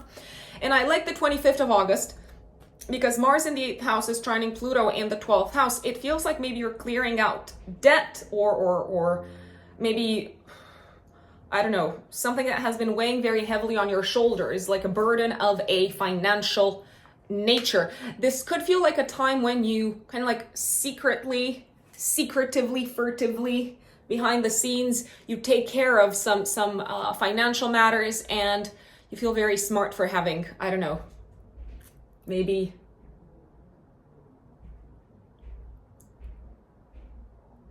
you went around the system somehow, or maybe you didn't necessarily comply with the rules, I want to say. Because let's face it, Pluto can be a little bit shady, right? But I feel like it's going to work in your favor somehow. 27th of August, Mars goes into your 9th house in Libra until the 12th of October. So you're probably going to put a lot of energy into communicating with teachers, maybe with legal institutions. You're probably going to put a lot of energy, potentially, maybe also when it comes to traveling for work. You may fight for what you feel is right, and you might be more defensive when it comes to standing up for what you believe in throughout this period. 27th of August also, the sun opposes Saturn in your 2nd house. You seem to be aware of maybe an area in which you need to cut costs, I'd say. And 31st of August, good news financially, full moon activating your financial axis.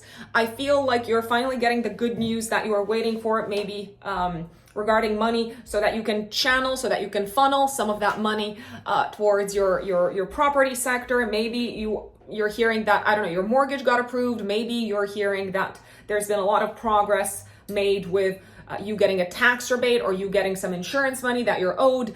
This could also be a time when you when you feel like you're collaborating very successfully, maybe with a partner, it could be a life partner, when it comes to a home matter, a family matter, that required kind of like significant expenses, I wanna say. This could also feel like a time when you are experiencing a big win financially that was supposed to happen a while back, and now it's finally happening. And that is Aquarius. My dear Pisces, Pisces suns and Pisces risings, what is going on for you in August? You've got a lot of work to do, Pisces. You're busy with Venus retrograde in your 6th house. You're probably busy with a lot of stuff that has been on your radar for quite some time. I'm gonna say that maybe you are going to be busy with projects that you've worked with or you've worked on in the past. Old clients could come back and ask for stuff. They could say, oh, I want this report on this project that you've worked on last year or two years ago. And part of you could be like, wow, I don't even remember what I was doing at the time, but let me dig. Let me kind of like uncover stuff. Venus is also the ruler of your 8th house. I feel like you could be dealing with maybe some old issues that were on your radar health-wise that maybe caused a little bit of like mental, emotional, psychological turmoil. It may feel like now you're dealing with them differently, or maybe you thought you had taken care of these and now you realize, no, it's not fully done. It's not fully over. It could also feel like you need to put a lot of energy and effort into clearing out debt, and maybe you need to go through paperwork and stuff and be kind of like patient with finding the right documents, the right papers, and so on. Work collaborations could be a little bit tricky, Pisces. Why? Because of communication issues. So I don't necessarily feel like communication is going super smoothly and straightforwardly at work, especially this month. That doesn't mean that things cannot work. It's just a matter of like really getting to understand the other person at a deeper level, understand what really drives them, what really, motivates them, I want to say. And it could require a little bit of time. I'm just going to put it out there. And a willingness to really listen rather than making assumptions. Mercury is also going to be retrograde, Pisces, in your 7th house of relationships from the last week of August all the way until the middle of September. Communication with your life partner or with your business partner might be a bit tricky, a bit shaky, a bit snaky. Is that even a word, snaky? You know me, Pisces, I like to invent words, or I like to make up stuff when it comes to wording and phrases. Not in general. I know what you were thinking. No, not in general, but like when it comes to wording and phrases and stuff like that, I do make up stuff, I feel sometimes, especially because I'm sometimes translating things from Romanian, which is my mother tongue. And I try to translate them into English, but then I realize, hey, this is not actually a saying in English. So there you go. So going back to communication with your partner might feel a little bit misunderstood, or you might feel like you're not really understanding them properly. During Mercury retrograde, the last week of August until the middle of September. So I would double check things. I would clarify things. I would kind of like ask the same question again, just to make sure that you're on the same page. I would also make sure that you read messages from your partner properly, and messages from people in general properly. Not just partner, but also family members, parents, people that you live with, and so on. It could feel like you need to rediscuss with Mercury retrograde some aspects about your living situation together with a partner, but maybe also together with a parent. I'm not saying that you're not going to reach an agreement, because you probably will reach an agreement, especially around the 31st of August, give or take 3 days before, 3 days after. And maybe an agreement that is much, how should I put it, that works a lot better than what was initially discussed on this front, I want to say. So it's worth sometimes going back to old conversations. It's worth it. 1st of August, so I'm going back to the beginning of the month. I talked about the retrogrades first because they are likely to feel like the most impactful events of this month. So now we're going back in chronological order through August, Pisces. 1st of August, 3 days before, 3 days after, I feel like you're wrapping up a job, a project at work. You might not be giving up on a job, but for some of you it is possible. I do feel like some Pisces risings are going to hand in their resignation because they have had enough. They're like, yeah, no, I'm done with this. I am done with this, and I've been done with this for a long time. So now it may feel like, okay, I need to give up on this because this is not healthy. This could feel like a time when also you're a little bit drained and tired because you need to rest around the 1st of August, Pisces. I mean, you don't have to listen to me. Obviously, you have free will. But it may be necessary to rest and to take it slow and easy because otherwise you could be drained and exhausted physically. And you might rest because you're forced to rest. So I generally say, don't wait for life to force you. Pay attention to the signs that say you might need a little bit more sleep. Some of you, as I said, could be giving up on a job. Some of you might also hear news of some colleagues leaving. So there could be some restructurings happening on the team front. It also feels like you're maybe cutting someone out of your life work-wise, maybe like an old client or an old work collaborator, very possibly around this time. You do seem to feel very at peace with this in a way because you believe it's the right thing to do. Even if the conversation in and of itself is not necessarily the easiest of conversations, it could actually feel like the other person is trying to convince you to like keep on working together. 9th of August, also the day before, the day after, Venus in your 6th house is squaring Uranus in the 3rd house of communication and short distance travel. I feel like this could be a time when you experience some unexpected, I don't know, like incidents on the road that prevent you from getting to work in time. So I would have a backup plan, or I would not be kind of like very adamant about reaching work, the office in time. There could also be like a sudden kind of like miscommunication at work with a colleague. I'm going to say maybe someone that you've worked with super, super well in the past. So this could take you very much by surprise. It's like, oh, I didn't see this coming. Where is it coming from? Like, what are you talking about? A sudden request from someone that you value coming up your way at work that really messes up with your plan. So let's say, again, it's not the worst of things. Let's say you have made your plan, your to-do list for the day, and all of a sudden, a colleague that you get along with very, very well is saying, oh, I need you to do this when? Now, for me. It's urgent. So that could make for a difficult conversation. 10th of August, a beautiful, beautiful, beautiful, beautiful day. It feels like you are agreeing with your partner for the long run, if you ask me, on how to work together on something connected with your home and family life and living situation. This could also feel like a very productive day in terms of collaborating on a practical matter with an advisor, a consultant, an accountant, a coach, a lawyer. It also feels like you're being very persuasive in selling something to someone. You could also, if you are selling something to someone, you could find a buyer that is willing to offer you maybe more than you thought they would offer. A day for fruitful conversations and maybe even for like contract signing. When it comes to very practical matters, my dear Pisces, you seem to be on the same page with a partner on something very, very big, very significant. 16th of August, 3 days before, 3 days after, a new moon is happening in your 6th house of day-to-day work, squaring Uranus in your 3rd house of communications. It feels like maybe you're starting a new work project or like you're starting work in a new team, or some of you could be starting a new job, but it feels like you need to learn how to communicate differently, or you need to go about business as usual in a different way.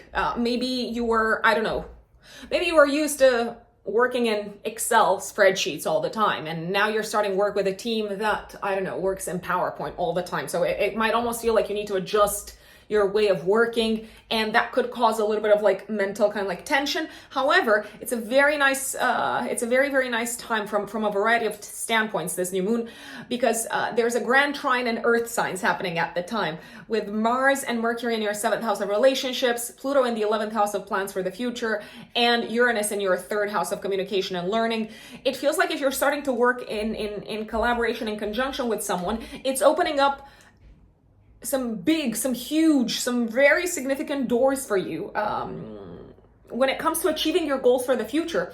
It's also something that is teaching you, it's a collaboration that is teaching you some very, very important tools, some very important skills when it comes to achieving, once again, your long-term goals. So there's a lot to win out of this collaboration. This could also feel like a time when the relationship with your life partner, especially if you're married or in a relationship, is really headed in a very exciting, a very auspicious, and a very productive direction. It feels like you're having some significant conversations about how to build something that is important for both of you in concrete terms in the long run. I love it. I love this new moon. 22nd of August, also day before, day after, Venus is squaring Jupiter in your 3rd house. You might kind of like overdo things health-wise. I don't know, you might overwork yourselves or you might spend too much time in the gym, and that's actually likely to backfire, so I wouldn't recommend it. There can be a little bit of an excessive energy when it comes to work, also in general, in the office or at home or whatever it is that you do work-wise. It's not worth it because your health is not going to thank you afterwards. So I would be very careful when it comes to doing too much. Too much of a good thing can turn into a poisonous thing. Sorry for the drama. Mars is going to be in opposition with Neptune in your 1st house. It feels like someone is being very, very pushy about something. Maybe your partner is being very pushy. Maybe a teacher or someone who you look up to, a guide, a mentor, maybe they are being very, very pushy, and you're feeling a bit confused as to how their pushiness and their demands, how that really impacts you. You could also feel drained by someone, maybe someone in the past who you look up to, who you used to look up to, or like a business partner or a life partner. This could feel like a time maybe when you're also attacked potentially by someone, because the 7th house is the house of open enemies. So you could feel attacked and you could feel quite sorry for yourselves. Attacked maybe at a belief system, at a mentality perspective, not physically, right? The thing is, you can't control what other people do, but I would ask myself, have I been vague with this person? Have I asserted my boundaries strongly enough? This can also feel like a day when you're a little bit prone to maybe catching viruses, or like your immune system could be quite down and low. So if you can take it easy, if you can rest, that would be fantastic. 23rd of August, the sun enters your 7th house of relationships and collaboration. So the spotlight is being placed even more on the relationship sector for the next month. And 25th of August, Mars in the 7th house is trining Pluto and Capricorn in the 11th house of plans for the future. This could be a time when you're signing an important deal, an important contract to collaborate with maybe a community of people, or even like a single collaborator. But this seems to pay fantastically. Someone also seems to win a battle for you. Someone might defend you, might stand up for you, and as a result, that could change the position, the status that you hold within a community or within a group of people. I want to say, this could also feel like a time when your partner is potentially advancing. If you have a life partner, advancing very rapidly towards their long-term goals, and you could be wondering, but it generally seems to be quite auspicious. You could be wondering, okay, what does that mean for me? What does that mean for us? And so on. Mars goes into your 8th house from the 27th of August until the 12th of October. A lot of energy could be put into paying off debts, taxes, credit cards, and stuff like that. I would be careful not to rush into any investments, especially with Venus retrograde. Venus is retrograde still until the 4th of September. So I wouldn't necessarily rush into like putting money behind someone else's venture. I would maybe wait at least for Venus to be out of retrograde before you do so. It could also feel like maybe your partner is being a lot more demanding with what is important to them. I want to say they could also be, your partner in general, life partner could be in a very spendy mode. I want to say. Also on the 27th of August, maybe the day before, the day after, the sun in your 7th house opposes Saturn in your 1st house. You seem to feel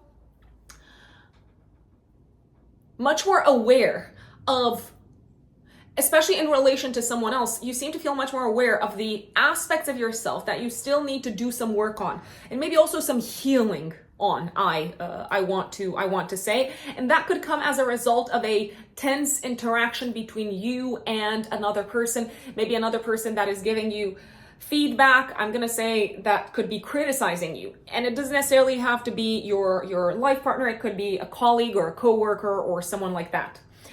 31st of August, a beautiful full moon activating your axis of identity and relationships.